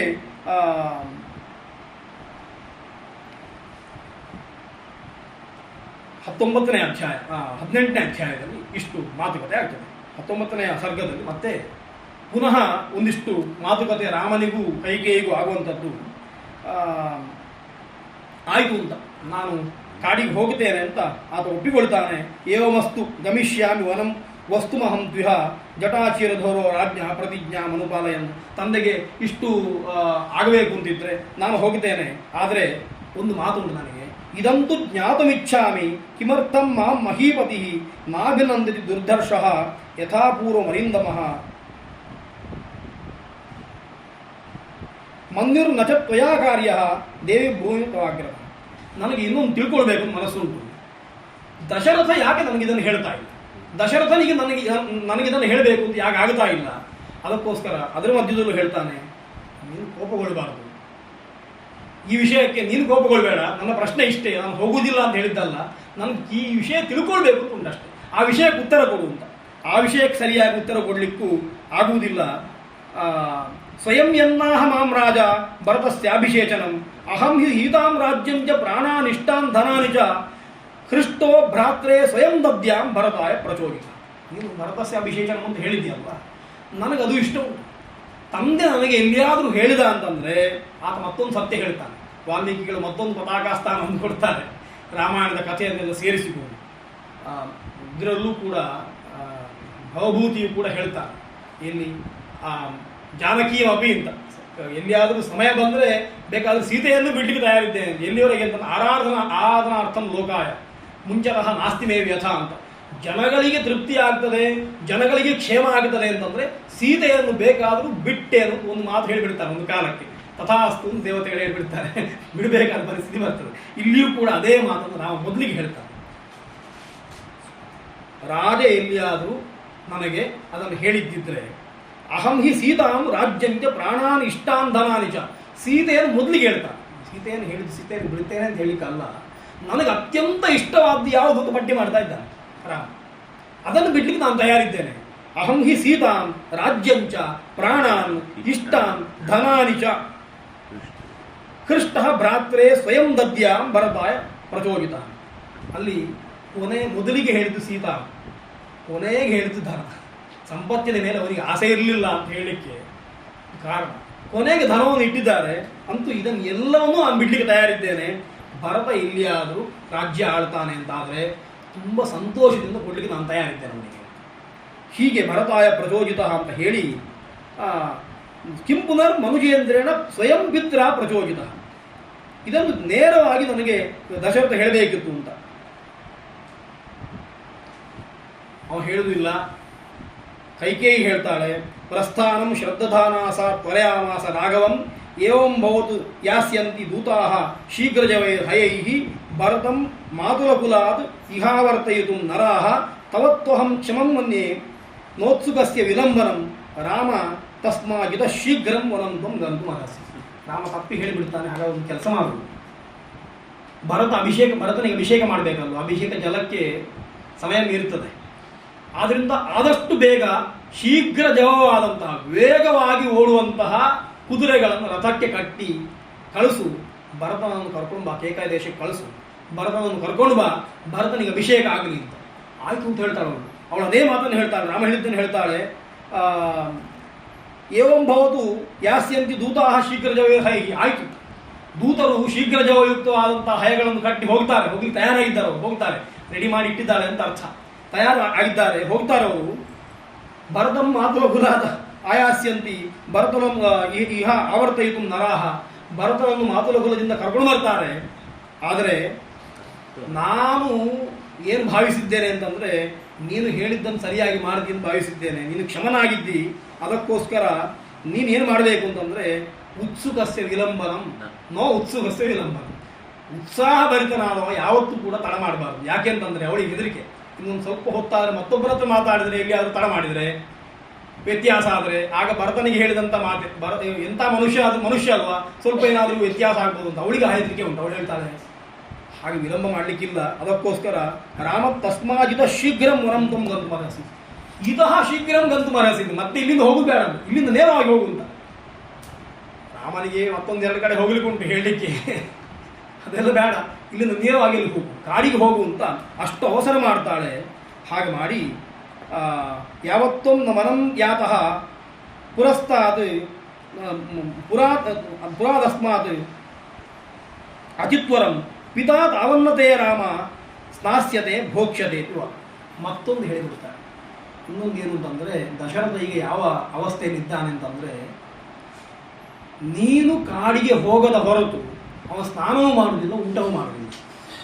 ಹಾಗೆ ಅವ ಸ್ನಾನ ಮಾಡಬೇಕು, ಊಟ ಮಾಡಬೇಕು ಅಂತಿದ್ದರೆ ನೀನು ಕಾಡಿಗೆ ಹೋಗು. ಇವ ಮಾತಾಡ್ತಾ ಇಲ್ಲ, ಇವ ಅರ್ಧ ಮೂರ್ಛಾವಸ್ಥೆಯಲ್ಲಿದ್ದಾನೆ ದಶರಥ. ಈ ಹೊತ್ತಿಗೆ ಅವನಿಗೂ ಅದು ಕೇಳ್ತಾ ಉಂಟು, ಅವನಿಗೆ ಪ್ರತಿಕ್ರಿಯೆ ಕೊಡ್ಲಿಕ್ಕೆ ಆಗ್ತಾ ಇಲ್ಲ. ಇವಳು ರಾಮನಿಗೆ ಮತ್ತು ಇರು. ಹಾಗಾಗಿ ಅವ ಊಟ ಮಾಡಬೇಕು ಅಂತಂದರೆ, ಅವ ಮಾತಾಡಬೇಕು ಅಂತಂದರೆ, ಸ್ನಾನ ಮಾಡಬೇಕು ಅಂತಂದರೆ ಆದಷ್ಟು ಬೇಗ ಹೋಗು ಅಂತ ಹೀಗೆ ಹೇಳಿ ರಾಮನನ್ನು ಕಳಿಸ್ತಾಳೆ. ಅದಕ್ಕೆ ರಾಮ ಹೇಳುವಂಥದ್ದು, ನಾಹಂ ಅರ್ಥಪರೋ ದೇವಿ ಲೋಕಂ ಆವಸ್ತು ಮುತ್ಸಹೇ ವಿದ್ಧಿ ಮಾಂ ರಶಿಭಿಸ್ತುಲ್ಯಂ ವಿಮಲಂ ಧರ್ಮಮಾಶ್ಚಿತಂ ಯತ್ ತತ್ರ ಭವತಃ ಕಿಂಚಿತ್ ಚಕ್ರಂ ಕರ್ತುಂ ಪ್ರಿಯಂ ಮಯ ಶಕ್ಯಂ ಕರ್ತುಂ ಪ್ರಿಯಂ ಮಯ ಪ್ರಾಣಾನಪಿ ಪರಿತ್ಯಜ್ಯ ಸರ್ವಥಾ ಕೃತಮೇವ ತತ್. ರಾಮ ತನ್ನ ಬಗ್ಗೆ ಪ್ರಶಂಸೆ ಮಾಡಿಕೊಳ್ಳುವುದಿಲ್ಲ. ಸ್ವಲ್ಪ ಸಿಟ್ಟು ಬಂದಿದೆ, ಅವಳ ವ್ಯವಸ್ಥೆಯನ್ನು ನೋಡಿ ಸಿಟ್ಟು ಬಂದಿದೆ. ಅವ ಹೇಳ್ತಾನೆ, ಆ ರೀತಿ ನನ್ನನ್ನು ಪ್ರಾಕೃತನನ್ನಾಗಿ ನೋಡಬೇಡ, ಯಾವುದೋ ವಿಷಯಕ್ಕೆ ಆಸೆ ಪಟ್ಟು ರಾಮ ವಿಳಂಬ ಮಾಡ್ತಾ ಇದ್ದಾನೆ ಅಂತ ಎಣಿಸಿಕೊಳ್ಬೇಡ. ನಾನು ಹಾಗಲ್ಲ, ನಾನು ಹೇಗಿದ್ದೇನೆ ಅಂತಂದರೆ ವಿದ್ಯಮಾಂ ರಹಿವಿಸ್ತುಲ್ಯಂ ವಿಮಲಂ ಧರ್ಮಮಾಶ್ರಿತಂ. ನನ್ನೊಂದು ಋಷಿಗಳಿಗೆ ಸರಿಯಾಗಿ ತಿಳಿ, ಪ್ರಶಂಸೆ ಅಲ್ಲ. ನಾನು ಹಾಗಿದ್ದೇನೆ, ನನ್ನಲ್ಲಿ ಸ್ವಲ್ಪವೂ ಕೂಡ ಅಪ್ರಾಮಾಣಿಕತೆಯನ್ನು ಶಂಕಿಸಬೇಡ ಅಂತ ಅರ್ಥ. ವಿಮಲಂ ಧರ್ಮಮಾಶ್ರಿತಂ, ನಾನು ಆಶ್ರಿತವಾದಂತಹ ಧರ್ಮ ಅದು ಪರಿಶುದ್ಧವಾದದ್ದು. ನಾನು ಪರಿಶುದ್ಧವಾದ ಧರ್ಮದಲ್ಲಿದ್ದೇನೆ. ಹಾಗಾಗಿ ಯಾವತ್ತೂ ಕೂಡ ನಾನು ಹೇಳಿದ ಕೆಲಸವನ್ನು ಮಾಡದೇ ಇರುವುದಿಲ್ಲ, ನಾನು ಹೋಗ್ತೇನೆ ಅಂತ ಹೀಗೆ ಹೇಳಿ ನಾನು ಹೋಗ್ತೇನೆ. 14 ವರ್ಷ ಬೇಕಾದರೆ ಕಾಡಿನಲ್ಲೇ ಕುಳಿತುಕೊಳ್ತೇನೆ, ಆದರೆ ನನಗೆ ಒಂದು ಅವಕಾಶ ಬೇಕು. ಯಾವನ್ನು ಮಾತರ ಮಾಪೃಚ್ಛೆ, ಆಮೇಲೆ ಸೀತಾಂಚಾನನಾಮ್ಯ, ತಾಯಿ ಹತ್ರ ನನಗೆ ವಿಷಯ ತಿಳಿಸಬೇಕು, ಸೀತೆಯು ಕೂಡ ವಿಷಯ ತಿಳಿಸಬೇಕು. ಹೀಗೆ ಹೇಳಿ ನಾನು ಕಾಡಿಗೆ ಹೋಗ್ತೇನೆ ಅಂತ ಕೈಕೇಯಿ ಹತ್ರ ಹೇಳಿ ದಶರಥನಿಗೆ ಮತ್ತೆ ನಮಸ್ಕಾರ ಮಾಡ್ತಾನೆ. ವಂದಿತ್ವಾ ಚರಣೋ ರಾಜ್ಞ ವಿಸಂಜ್ಞಸ್ಯ ವಿದುಸ್ತದ ಕೈಕೇಯಾಶ್ಚಾಪಿ ಅನಾರ್ಯಾಯ ನಿಷ್ಪಪಾತ ಮಹಾದ್ಯುತಿ. 2 ಶಬ್ದ ಪ್ರಯೋಗ ಮಾಡಿದ್ದಾರೆ ಇದರಲ್ಲಿ. ನಿಷ್ಪಪಾತ ಅಂತ ಉಂಟು, ನಿಶ್ಚಕ್ರಾಮ ಅಂತಿದ್ರೆ ನಿಷ್ಪಪಾತ ಅಂತ ಉಂಟು. 2 ಶಬ್ದವನ್ನು ಇಟ್ಕೊಂಡಿದ್ದಾರೆ. ವಂದಿತ್ವ ಚರಣವು ರಾಜ್ಞ ವಿಸಂಜ್ಞಸ್ಯ ವಿದುಸ್ತದ. ದಶರಥನ ಕಾಲಿಗೆ ನಮಸ್ಕಾರ ಮಾಡ್ತಾನೆ. ಅವನು ವಿಸಂಜ್ಞನಾಗಿದ್ದಾನೆ, ಈಗ ಮಾತಾಡಲಿಕ್ಕೂ ಅಲ್ಲ, ಅವನಿಗೆ ಬೋಧವೂ ಇಲ್ಲ, ಅರೆ ಪ್ರಜ್ಞಾವಸ್ಥೆ. ಹಾಗಾಗಿ ವಿಸಂಜ್ಞನಾಗಿದ್ದಾನೆ, ಅವನಿಗೆ ನಮಸ್ಕಾರ ಮಾಡ್ತಾನೆ. ಕೈಕೇಯಾಶ್ಚಾಪಿ ಅನಾರ್ಯಾಯ.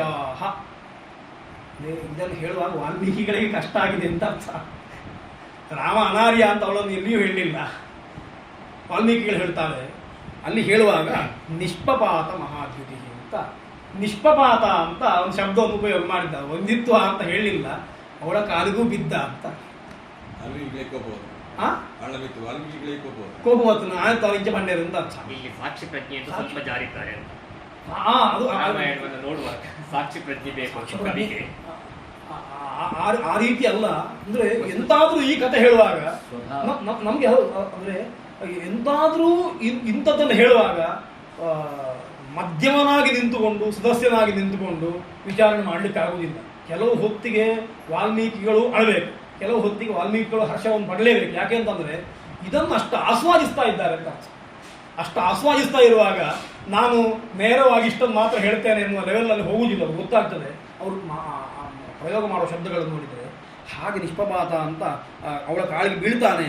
ಕಾರಣ ಏನು ಅಂತ ಕೇಳಿದರೆ, ಹಿಂದೆ ಹೇಳಿದ್ದಾನೆ, ನಾನು ನಿರ್ಮಲವಾದ ಧರ್ಮವನ್ನು ಅನುಶಾಸನ ಮಾಡ್ತಾ ಇದ್ದೇನೆ, ಹಾಗಾಗಿ ನಿನಗೆ ನಮಸ್ಕಾರ ಮಾಡುವಂಥದ್ದು ಒಂದು ಧರ್ಮ. ಅದನ್ನು ಬಿಡುವುದಿಲ್ಲ, ಅವನು ಎಲ್ಲಿವರೆಗೂ ಬಿಡುವುದಿಲ್ಲ.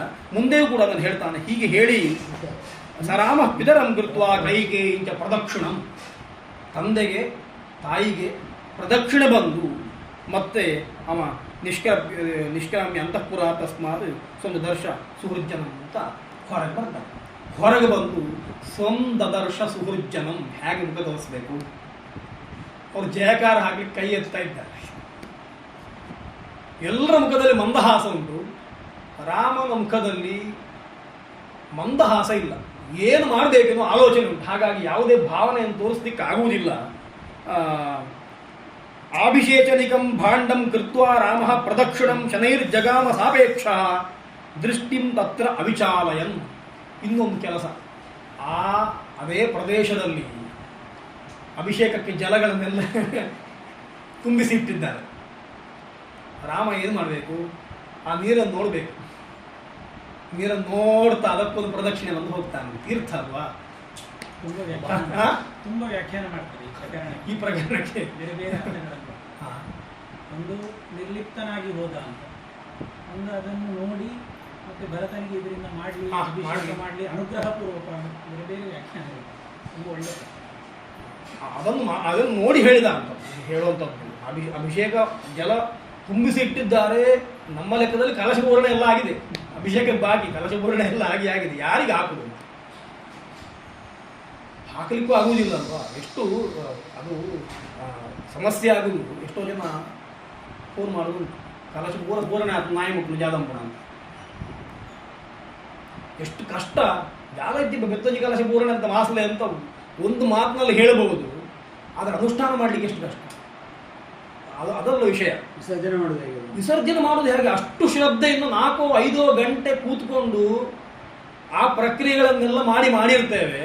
ಒಂದು ಕ್ಷಣದಲ್ಲಿ ಅದನ್ನು ಏನೂ ಅಲ್ಲ ಅಂತ ಮಾಡಬೇಕು ಅಂತಂದ್ರೆ, ಹಾಗಾಗಿ ನಾವೇ ಒಪ್ಪಿಕೊಂಡಾಗತ್ತಲ್ಲ ಏನೂ ಅಲ್ಲ. ಅಥವಾ ನಾಯಿಯನ್ನು ಮುಟ್ಟಿದ ನಾಯಿಗಷ್ಟು ಶಕ್ತಿ ಉಂಟು, ನಾಯಿಗಷ್ಟು ಶಕ್ತಿ ಉಂಟಾ?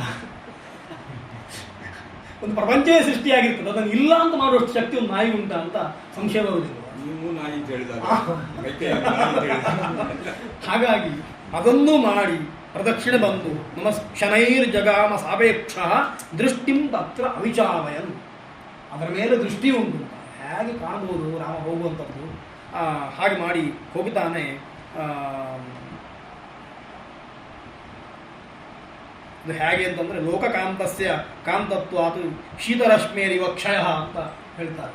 ಚಂದ್ರನು ಇಡೀ ಲೋಕಕ್ಕೆ ಆಹ್ಲಾದ ಕೊಡುವವ, ಅವನಿಗೂ ಒಂದು ಕ್ಷಯ ಉಂಟಲ್ವ. ಅವನಿಗೂ ಒಂದೊಂದು ದಿವಸ ಹೋದಾಗೆ ಮಬ್ಬು ಆಗ್ತಾ ಹೋಗ್ತದಲ್ವ. ರಾಮ ಇಷ್ಟು ವರ್ಷಗಳಲ್ಲಿ ಆ ಎತ್ತರದಲ್ಲಿ ಇದ್ದುಕೊಂಡು ಎಲ್ರಿಗೂ ಬೆಳಕು ಕೊಟ್ಟ. ಈಗ ಆ ಕೋಪಗ್ರಹದ ಒಳಗೆ ಹೋದ ಕೂಡಲೇ ಆ ಕೋಪಗ್ರಹದ ಒಳಗಿರುವ ಪರಿಣಾಮ ಎನ್ನುವಂಥದ್ದು ರಾಮನ ಮುಖದಲ್ಲೂ ಆಯಿತು. ಕತ್ತಲೆ ಇದು ಅಮಾವಾಸ್ಯೆ ಕೂಡಲೇ ಬಂದಾಗ ಆಯಿತು. ಪೂರ್ಣನಾಗಿ ಹೋಗಿ ಒಂದೊಂದು ಕಲೆ ಕಮ್ಮಿ ಆಗ್ತಾ ಬಂದರೆ ಬೇಜಾರಿಲ್ಲ, ಇದು ಪೂರ್ತಿ ನಿಷ್ಕಲನಾಗುವ ವ್ಯವಸ್ಥೆ ಬಂತು. ಆ ರೀತಿಯಲ್ಲಿ ರಾಮ ಹೊರಗೆ ಬರ್ತಾನೆ. ಹಾಗೆ ಆ ಭವನದಿಂದ ಆತ ಹೊರಗೆ ಬರ್ತಾನೆ. ಹೊರಗೆ ಬಂದು ಮತ್ತೆ ನೇರವಾಗಿ ಕೌಸಲ್ಯ ಭವನಕ್ಕೆ ತಾನು ಬರ್ತಾನೆ. ಬರುವ ಹೊತ್ತಿಗೆ ಏನಾಗಿದೆ ಅಂತಂದರೆ ಈ ವಿಷಯ ಎಲ್ಲ ಗೊತ್ತಾಗಿ ರಾಮನಿಗೆ ಕೈಕೇಯಿಗೆ ಹೇಳಿದ್ದಾರೆ ಅಂತ ಅಂತಃಪುರದ ಒಳಗೆ ಗೊತ್ತಾಗಿದೆ. ಈ ವಿಷಯ ಒಮ್ಮೆಲೆ ಗೊತ್ತಾಗುವುದಿಲ್ಲ. ವಾಲ್ಮೀಕಿಗಳ ಮಾತಿಲ್ಲ ಹೇಗೆ ಅಂದರೆ ಸ್ವಲ್ಪ ಸ್ವಲ್ಪ ಸ್ವಲ್ಪ ಸ್ವಲ್ಪ ಗೊತ್ತಾಗಿ ಕೊನೆಗೆ ಪೂರ್ಣ ಗೊತ್ತಾಗುತ್ತೆ. ಈಗ ಒಳಗಿರುವವರಿಗೆ ಗೊತ್ತಾಯಿತು. ದಶರಥನಿಗೆ ಒಂದಷ್ಟು ಜನ ಪತ್ನಿಯರಿದ್ದಾರಲ್ಲ, ಅವರಿಗೆಲ್ಲ ಗೊತ್ತಾಯಿತು. ಅವರೆಲ್ಲ ಬೊಬ್ಬೆ ಹೊಡೆದು ಶುರು ಮಾಡ್ತಾರೆ. ರಾಮನಿಗಿಲ್ಲ ಅಂತ ಅಭಿಷೇಕ, ರಾಮ ಅಭಿಷೇಕ ಜಲಕ್ಕೆ ಪ್ರದಕ್ಷಿಣೆ ಬಂದು ಹೋದ ಅಂತ ಅಂದ ಕೂಡಲೇ ಗೊತ್ತಾಯ್ತು ಅವರಿಗೆ. ಬಾಯಿ ಬಿಟ್ಟು ಹೇಳಬೇಕಾಗಿಲ್ಲ, ಅವನು ಮಾಡುವ ವ್ಯವಸ್ಥೆಗಳು ನೋಡಿದ್ರೆ ಗೊತ್ತಾಗ್ತದೆ. ಮಾನವಧರ್ಮನಾಗಿದ್ದಾನೆ, ಅದಕ್ಕೆ ಪ್ರದಕ್ಷಿಣೆ ಬಂದು ಹೋದ ಅಂತಂದ ಕೂಡಲೇ ಆಯಿತು. ಇನ್ನು ರಾಮನಿಗೆ ಅಭಿಷೇಕ ತಪ್ಪಿ ಹೋಗಿತ್ತು, ಸಮಯ ಆಗುತ್ತಾ ಉಂಟು, ತಪ್ಪಿ ಹೋಯ್ತು ಗೊತ್ತಾಗ್ತದೆ. ಅವರು ಅಳ್ಳಿಕ್ಕೆ ಆರಂಭ ಮಾಡ್ತಾರೆ. ಆತ ಸೀದಾ ನೇರವಾಗಿ ಬರ್ತಾನೆ. ಬಂದು ಕೌಸಲ್ಯ ಅಂತಃಪುರಕ್ಕೆ ಬರ್ತಾನೆ. ಬಂದು ಅವಳಿಗೆ ವಂದಿಸಿ ವಿಷಯವನ್ನು ಹೇಳಬೇಕು ಅಂತ, ನಾನು ದಂಡಕ್ಕೆ ಹೋಗುತ್ತೇನೆ ಅಂತ ಬರುವುದು. ಕೌಸಲ್ಯ ಹೇಗಿದ್ದಾಳೆ ಅಂತಂದರೆ,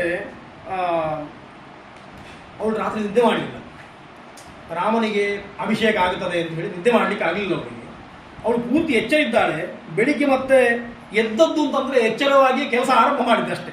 ಹಾಗೆ ಮಾಡಿ ಪ್ರಭಾತೆ ಚಾಗರೋತ್ ಪೂಜಾ ವಿಷ್ಣೋ ಪೂಜಾ ಪುತ್ರಹಿತೈಷಿಣಿ ಸಾ ಕ್ಷಮವಸನ ಹೃಷ್ಟ ನಿತ್ಯಂ ವ್ರತಪರಾಯಣ. ಅವಳು ನಿತ್ಯ ವ್ರತ ಮಾಡ್ತಾ ಇದ್ದಾಳೆ, ರಾಮನಿಗೆ ಅಭಿಷೇಕ ಆಗುತ್ತದೆ, ರಾಮನಿಗೆ ಅಭ್ಯುದಯ ಆಗ್ತದೆ ಅಂತ ನಿತ್ಯ ದೇವರ ಪೂಜೆ ಮಾಡ್ತಾ ಇದ್ದಾಳೆ. ಅವತ್ತು ಪೂಜೆ ಮಾಡಿದ್ದಾಳೆ, ಅವತ್ತು ಅಗ್ನಿಯಲ್ಲಿ ಹೋಮಗಳನ್ನು ಮಾಡಿಸ್ತಾ ಇದ್ದಾಳೆ, ವ್ರತದಲ್ಲಿದ್ದಾಳೆ. ಅಂಥವಳ ಹತ್ರ ಬಂದು ರಾಮ ನಮಸ್ಕಾರ ಮಾಡ್ತಾನೆ, ಅಂಥವಳನ್ನು ನೋಡ್ತಾನೆ. ಒಂದಷ್ಟು ಒಳ್ಳೆಯ ವಸ್ತುಗಳನ್ನು ನಾವು ನೋಡ್ತಾ ಇದ್ದಾನೆ.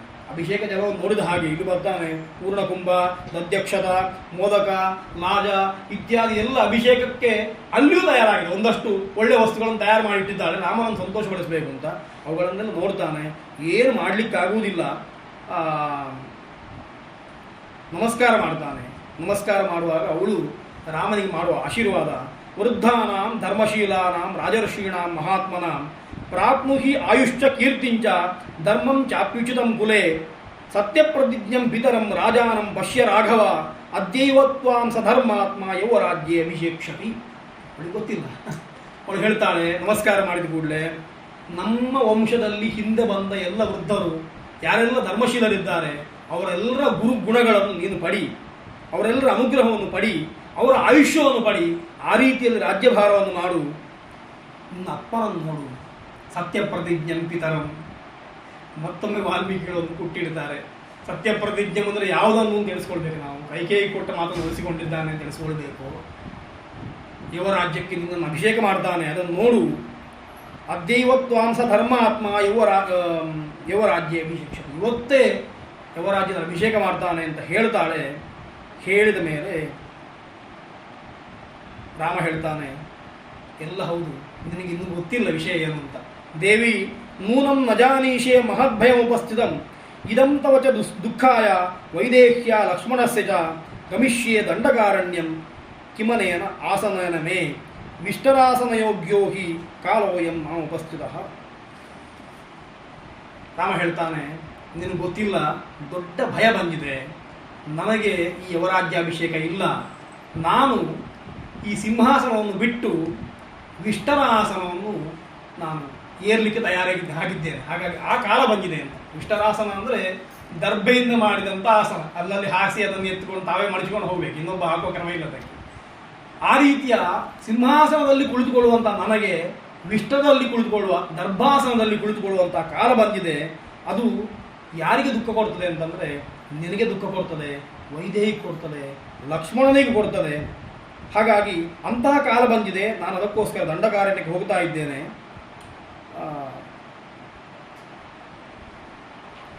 ಕಂದಮೂಲಗಳನ್ನು ಮಾತ್ರ ತಿಂತೇನೆ, ವರ್ಷಗಳ ಹಾಗೆ ಬದುಕುತ್ತೇನೆ. ಭರತಾಯ ಮಹಾರಾಜೋ ಯವರಾಜ್ಯಂ ಪ್ರಯಚ್ಛತಿ. ಭರತನಿಗೆ ದಶರಥ ಯವರಾಜ್ಯವನ್ನು ಕೊಡ್ತಾನೆ, ನಾನು ಹೋಗಿದ್ದೇನೆ ಅಂತ. ಹಾಗಾಗಿ ಈ ವಿಷಯವನ್ನು ನೇರವಾಗಿರ್ತಾನೆ. ಕೌಸಲ್ಯಗೆ ತುಂಬ ಬೇಸರ ಆಗ್ತದೆ.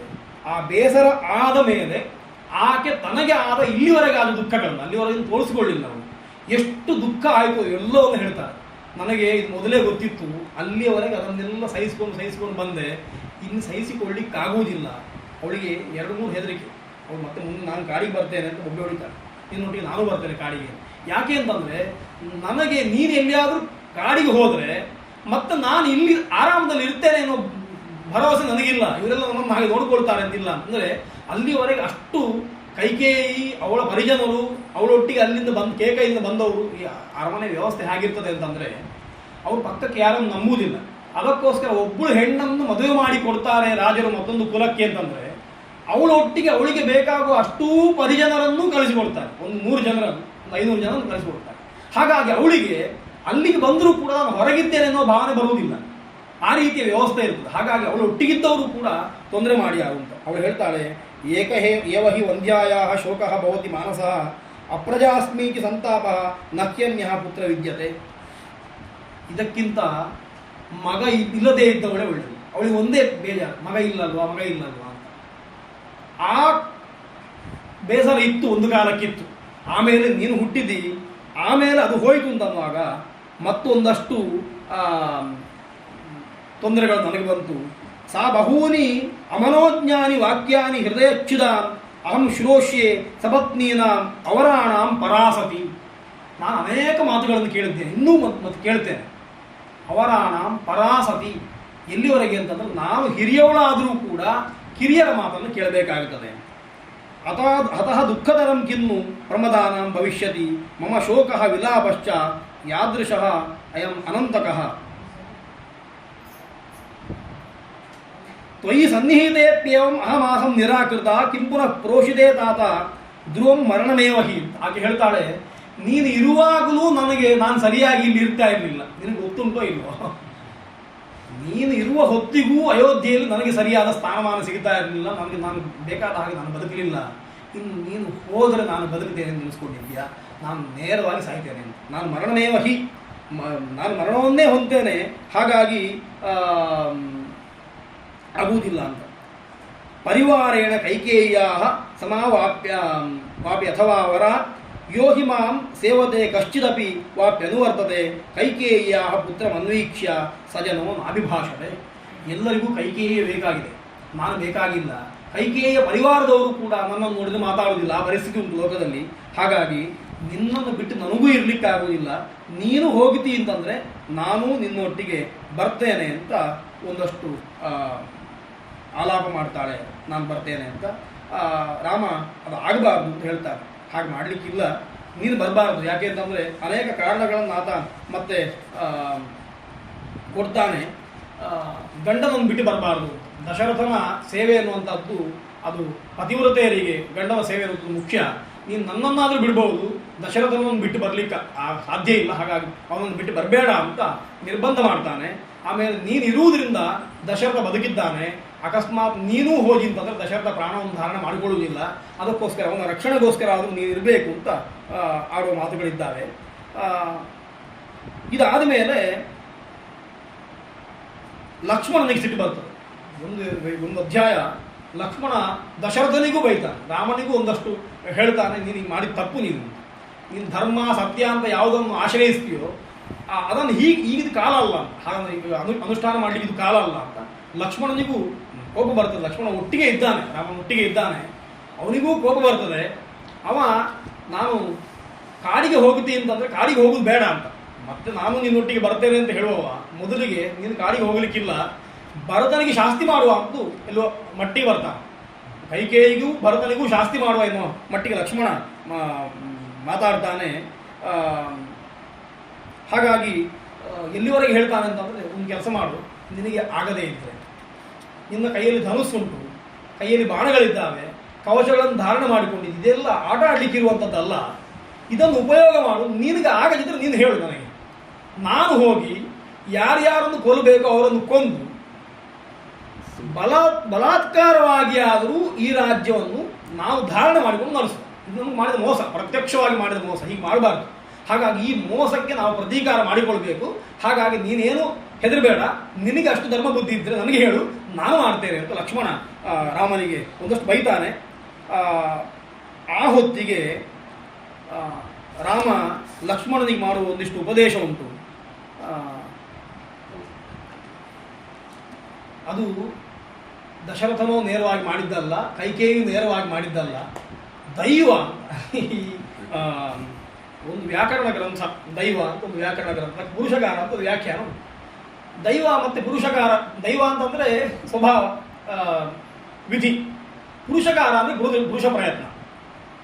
ಎಲ್ಲ ಕಡೆಯಲ್ಲಿ ವಿಧಿಯೇ ಪ್ರಬಲ ಅಂತಂದರೆ, ವಿಧಿ ಪ್ರಬಲ ಅಂತ ಹೇಳೋದು ಯಾರು ಅಂತ ಕೇಳಿದ್ರೆ, ಯಾರು ಬಲಹೀನನೋ ಅವ ಹೇಳ್ತಾನೆ ಅಂತ. ಬಲಹೀನ ಹೇಳೋ ಮಾತಲ್ಲ, ಎಲ್ಲ ವಿಧಿ ಆಯಿತು ದೇವರು ಮಾಡಿಸಿದ್ರು ಅಂತ ಹೇಳೋ ಮಾತಲ್ಲ. ನಿನ್ನಲ್ಲಿ ಬಲ ಇದ್ದರೆ ನೀನು ಪ್ರಯತ್ನ ಮಾಡಬೇಕು. ಪ್ರಯತ್ನವನ್ನು ಮಾಡದೆ ವಿಧಿ ಅಂತ ಹೇಳಿದರೆ ನೀನು ನಿರ್ಲಜ್ಜ ಅಂತ ಅರ್ಥ, ನಿನ್ನಲ್ಲಿ ಬಲ ಇಲ್ಲ ಅಂತ ಅರ್ಥ, ನೀನು ಪ್ರಯೋಜನ ಇಲ್ಲ ಅಂತ ಅರ್ಥ. ಬಲ ಇದ್ದೂ ಕೂಡ ವಿಧಿ ಅಂತ ಹೇಳಿದರೆ ಹಾಗೆ ಹೇಳಲಿಕ್ಕಿಲ್ಲ ಅಂತ.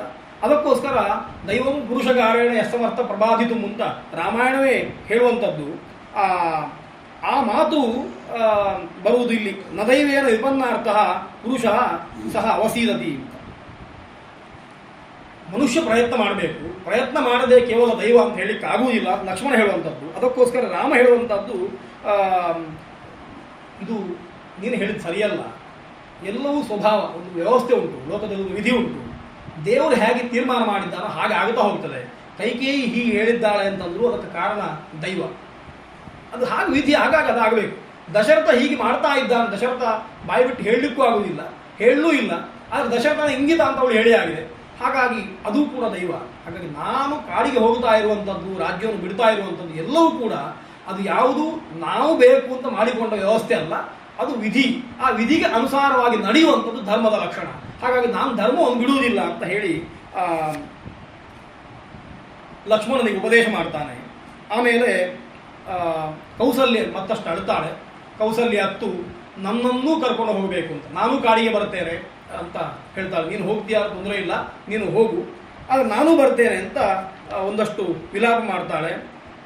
ಬೇಡ ಅಂತ ರಾಮ ತಡೀತಾನೆ. ಅವಳಿಗೆ ಒಂದಷ್ಟು ಉಪದೇಶ ಮಾಡ್ತಾನೆ, ಧರ್ಮದ ಸೂಕ್ಷ್ಮಗಳನ್ನು ಹೇಳ್ತಾನೆ. ಕೊನೆಗೆ ಕೌಸಲ್ಯ ಒಂದು ಮಂಗಲವನ್ನು ಆಚರಿಸ್ತಾಳೆ. ನಿನಗೆ ಎಲ್ಲರೂ ಕೂಡ ಕಾಡಿನಲ್ಲಾದರೂ ಒಳ್ಳೆಯದಾಗಲಿ ಅಂತ ಒಂದು ಸ್ವಸ್ತಿಯನ್ನು ಅವಳು ಹೇಳ್ತಾಳೆ.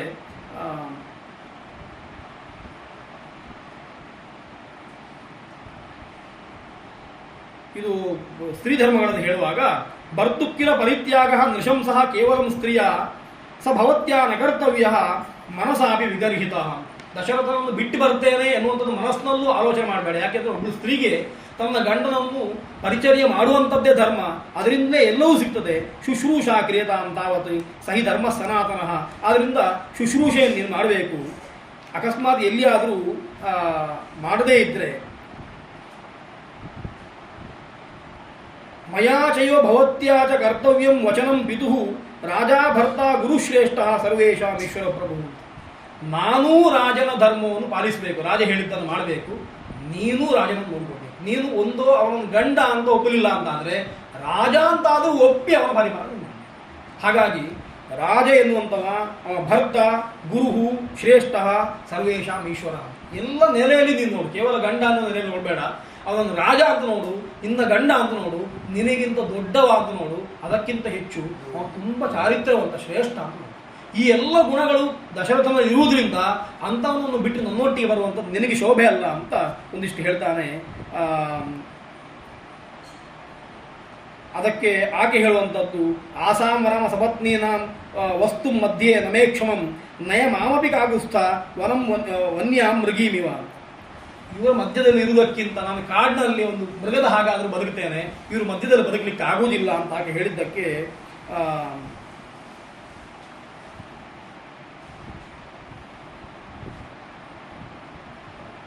ಮತ್ತೆ ಇನ್ನೊಂದು ಗ್ಯಾರಂಟಿ ಕೊಡ್ತಾಳೆ.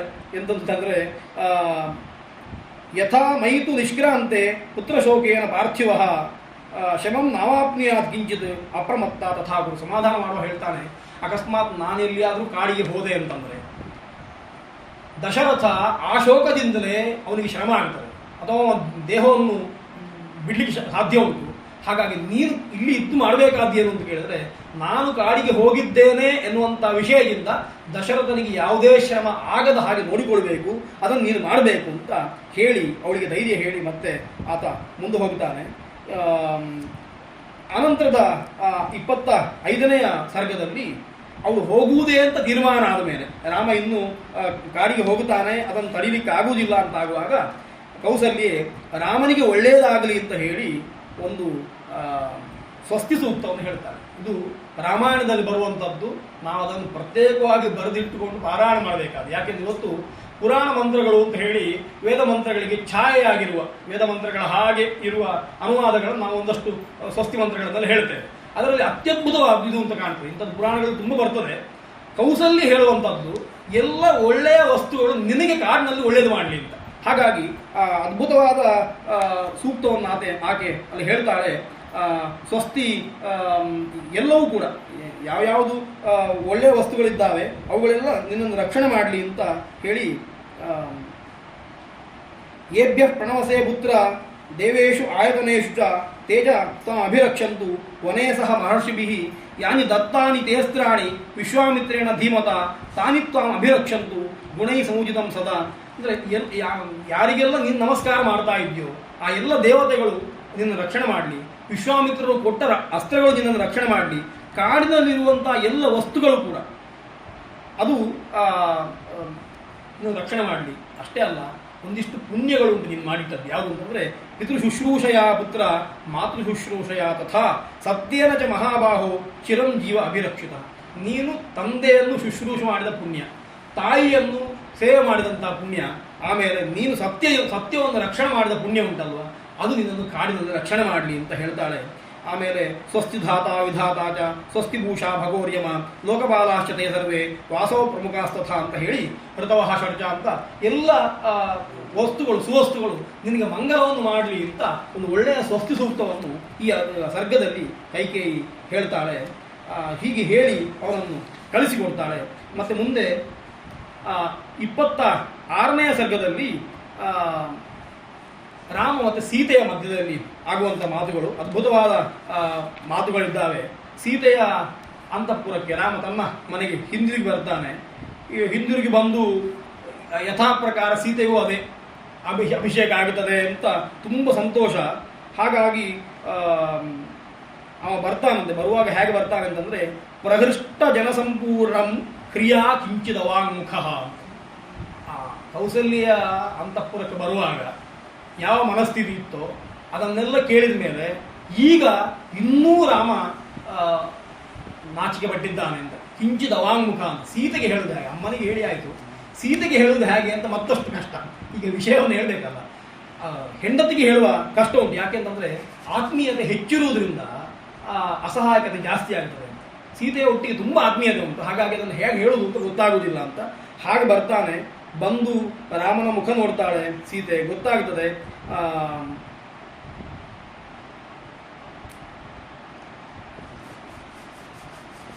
ಹೇಳುವಂತ. ಅವ ಹೇಳುವುದು ಇತೀವ ವಿಲಪಂತೀಂ ತಾಂ ಪ್ರವಾಚ ರಘುನಂದನಃ ಸೀತೆ ತತ್ರ ಭವಾಂ ಸ್ಥಾತಃ ಪ್ರವ್ರಾಜಯತಿ ಮಾಂ ವನಂ. ತಂದೆ ನನ್ನನ್ನು ಕಾಡಿಗೆ ಕಳಿಸ್ತಾ ಇದ್ದಾನೆ ಅಂತ ತಂದೆ ಹೇಳಬೇಕು. ಪ್ರವ್ರಾಜಯತಿ ಮಾಂ ವನಂ ಅಂದರೆ ನೇರವಾಗಿ ಹೇಳಿಕ್ಕಾಗುವುದಿಲ್ಲ, ನಾನು ದಂಡಗೆ ಹೋಗ್ತೇನೆ ಅಂತ ಸ್ವಲ್ಪ ಸುತ್ತುವಳಿಸಿ ಹೇಳ್ತಾ ಇದ್ದಾನೆ. ಮಾಂ ತಾತಃ ಪ್ರವ್ರಾಜಯತಿ, ನನ್ನನ್ನು ಕಾಡಿಗೆ ಕಳಿಸ್ತಾ ಇದ್ದಾನೆ ಅಂತ.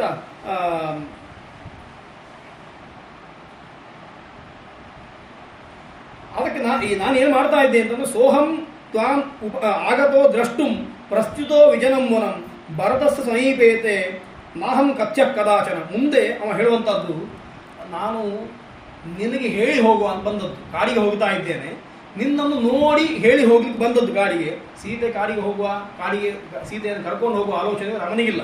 ಆತ ಹೇಳುವಂಥದ್ದು, ನೀನು ಏನು ಮಾಡಬೇಕು ಅಂತಂದರೆ ನಾಳೆ ಭರತ ಬರ್ತಾನೆ, ಭರತ ಬರುವಾಗ ಈ ವಿಷಯವನ್ನು ಹೇಳಬಾರದು ಅಂತ. ನಾಹಂ ಕಚ್ಚ ಕದಾಚನ ವೃದ್ಧಿಯುಕ್ತ ಪುರುಷಾ ನಸಹಂತೆ ಪರಸ್ತವಂ. ಇನ್ನೊಂದು ವಿಷಯವನ್ನು ಹೇಳ್ತಾನೆ. ರಾಮ ಹೀಗೆ ಸತ್ಯಪ್ರತಿಜ್ಞನಾಗಿ ಎಲ್ಲೋ ಒಂದು ಬಿಟ್ಟು ಕಾಡಿಗೆ ಹೋದ ಅಂತ ಹೇಳಿ ರಾಮನ ದೊಡ್ಡತನವನ್ನು ಪ್ರಶಂಸೆ ಮಾಡಬೇಡ ಭರತನ ಎದುರಿಗೆ. ಯಾಕೆಂದ್ರೆ ಪರಿಸ್ಥಿತಿ ಒಂದೇ ರೀತಿಯಾಗಿರುವುದಿಲ್ಲ. ನಾಳೆ ಭರತ ಬಂದರೆ ನನ್ನ ಸ್ತವವನ್ನು ಸಹಿಸಬೇಕು ಅಂತಿಲ್ಲ ಅಂತ. ವೃದ್ಧಿಯುಕ್ತ ಪುರುಷಾ ನಸಹಂತೆ ಪರಸ್ತವಂ. ಯಾರಿಗೆ ಒಂದಷ್ಟು ಐಶ್ವರ್ಯ ಇರ್ತದೋ, ಪ್ರಭಾವ ಇರ್ತದೋ, ಅವರು ಮತ್ತೊಬ್ಬರ ಏಳಿಗೆಯನ್ನು, ಮತ್ತೊಬ್ಬರ ಸ್ತವವನ್ನು, ಇನ್ನೊಬ್ಬರನ್ನು ಹೊಗಳುವುದನ್ನು ಅವರು ಸಹಿಸಿಕೊಳ್ಳುವುದಿಲ್ಲ. ಹಾಗಾಗಿ ಅದನ್ನು ಹೇಳಬೇಡ ಅಂತ ಸೀತೆಗೆ ಹೇಳ್ತಾನೆ.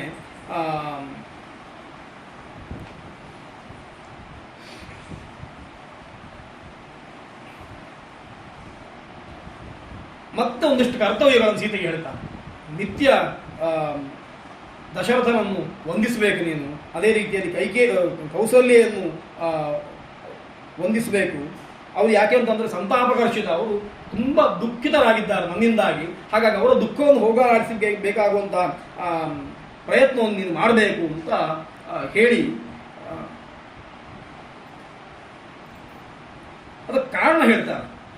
ಯಾಕೆ ಈ ಪರಿಸ್ಥಿತಿ ಬಂತು ಅಂತಂದರೆ ಆರಾಜಿತಾ ಹಿ ಶೀರೇನ ಪ್ರಯತ್ನೈಶ್ಚೋಪಸೇವಿತಾ ರಾಜಾನಃ ಸಂಪ್ರಸೀದಂತಿ ಪ್ರಕುಪ್ಯಂತಿ ವಿಪರ್ಯಯೇ ಔರಸಾನಪಿ ಪುತ್ರಾನ್ ಹಿ ತ್ಯಜತಿ ಅಹಿತಕಾರಿಣ.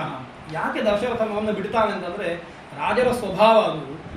ರಾಜರು ಅಂತಂದರೆ ಒಂದಷ್ಟು ಕೆಲಸ ಇರ್ತದೆ ತಲೆಯಲ್ಲಿ. ಹಾಗಾಗಿ ಸಂಪ್ರಸೀದಂತಿ ಪ್ರಕುಪ್ಯಂತಿ ವಿಪರ್ಯಯೇ. ಸಂಪತ್ತು ಬಂದ ಕೂಡಲೇ ಅಥವಾ ಬೇಕಾದ್ದು ಬಂದ ಕೂಡಲೇ ಅವರಿಗೆ ತೃಪ್ತಿಯೂ ಆಗ್ತದೆ, ಸ್ವಲ್ಪ ಏನಾದರೂ ವಿಪತ್ತು ಬಂದ ಕೂಡಲೇ ಕೋಪವೂ ಬರ್ತದೆ. ಹಾಗಾಗಿ ಕೋಪ ಬಂದರೆ ತನ್ನ ಹೊಟ್ಟೆಯಲ್ಲಿ ಹುಟ್ಟಿದ ಮಕ್ಕಳನ್ನು ಅವರು ಸರಿಯಾಗಿ ನೋಡಬೇಕು ಅಂತಿಲ್ಲ. ಅವರಸಾನಪಿ ಪುತ್ರಾನ್ ಹಿ ತ್ಯಜತಿ ಅಹಿತಕಾರಿಣಃ. ತನಗೆ ಅಹಿತ ಅಂತ ಕಂಡು ಬಂದರೆ ಹುಟ್ಟಿದ ಮಕ್ಕಳನ್ನು ಅವರು ಬಿಡ್ತಾರೆ ಎನ್ನುವಂಥದ್ದನ್ನು ಹೇಳಿ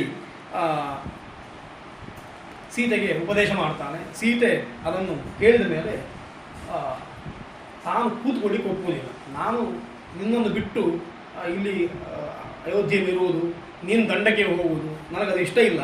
ನಾನು ಕೂಡ ನಿನ್ನೊಟ್ಟಿಗೆ ದಂಡಕ್ಕೆ ಬರ್ತೇನೆ ಅಂತ. ಯಾಕೆ ಅಂತಂದರೆ ನನಗೆ ದಂಡಕ್ಕೆ ಹೋಗಬೇಕು ಅಂತ ತುಂಬ ಮನಸ್ಸು ಉಂಟು. ಆಕೆಯ ಮಾತುಗಳು ಗೊತ್ತಾಗ್ತದೆ. ಸ್ವಾನಿ ಪುಣ್ಯಾನಿ ಭುಂಜಾನಾಹ ಸ್ವಂ ಸ್ವಂ ಭಾಗ್ಯಂ ಉಪಾಸತೆ ಭರ್ತೃಭಾಗ್ಯಂ ತು ನಾರಿ ಏಕಾ ಪ್ರಾಪ್ನೋತಿ ಪುರುಷರ್ಷಭ ಅತಶ್ಚೈವ ಅಹಂ ಆದಿಷ್ಟ ವನೇ ವಸ್ತವ್ಯಮಿತ್ಯಪಿ. ಹೆಂಡತಿ ಒಂದು ಕರ್ತವ್ಯ ಉಂಟು. ಎಲ್ಲರಿಗೆ ಅವರವರ ಪುಣ್ಯಕ್ಕೆ ಅವರವರ ಭಾಗ್ಯಗಳು. ಇನ್ನೊಬ್ಬರ ಪುಣ್ಯದಲ್ಲಿ ಪಾಲಿಲ್ಲ, ಇನ್ನೊಬ್ಬರ ಸುಖ ದುಃಖದಲ್ಲಿ ಪಾಲಿಲ್ಲ. ಹೆಂಡತಿಗೆ ಹಾಗಲ್ಲ. ಭರ್ತೃಭಾಗ್ಯಂ ಹಿ ನಾರ್ಯೈಕ.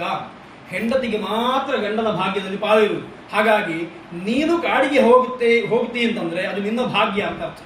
ಏನು ಬೇಕಾದಾಗ ನೀನು ಏನು ಅನುಭವಿಸ್ತಾ ಇದ್ದೀಯ ಅದು ನಿನ್ನ ಭಾಗ್ಯ. ಭಾಗ್ಯ ಅನ್ನೋದಕ್ಕೆ ಅಭ್ಯುದಯ ಮಾತ್ರ ಅರ್ಥ ಅಲ್ಲ, ನಮ್ಮ ವಿಧಿ ಅಂತ ಅರ್ಥ.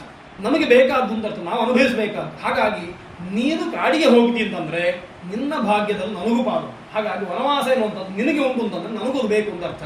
ಹಾಗಾಗಿ ಅದರಲ್ಲಿ ಅದನ್ನು ನಾನು ಕೇಳ್ತೇನೆ. ಲಕ್ಷ್ಮಣ ಬರ್ಲಿಕ್ಕೆ ಆಯುಕ್ತಿ ನಡೆಯುವುದಿಲ್ಲ, ಸೀತೆ ಬರ್ಲಿಕ್ಕೆ ಆಯುಕ್ತಿ ನಡೀತದೆ. ಯಾಕೆ ಅಂತಂದ್ರೆ ಭರ್ತೃಭಾಗ್ಯಂ ಹಿ ನಾರ್ಯೈಕ ಹೇಳ್ತಾರೆ. ನಾರ್ಯೇಕ ಪ್ರಾಪ್ನೋತಿ ಪುರುಷರ್ಷಭ. ಗಂಡನ ಪುಣ್ಯದಲ್ಲಿ ಹೆಂಡತಿಗೆ ಪಾಲುಂಟು ಅಂತಂದ್ರೆ ಗಂಡನ ಕಷ್ಟದಲ್ಲೂ ಹೆಂಡತಿಗೆ ಪಾಲು ಬೇಕು. ನಾನು ಬರ್ತೇನೆ ಅಂತ ಅವಳು ಹೇಳ್ತಾಳೆ. ಹಾಗೆ ಹೇಳಿ ಅತಶ್ಚೈವ ಅಹಂ ಆದಿಷ್ಟ ವನೇ ವಸ್ತವ್ಯಮಿತ್ಯಪಿ ನ ಪಿತಾ ನಾತ್ಮಜಃ ವಾತ್ಮ ನ ಮಾತಾ ನ ಸಖೀಜನಃ.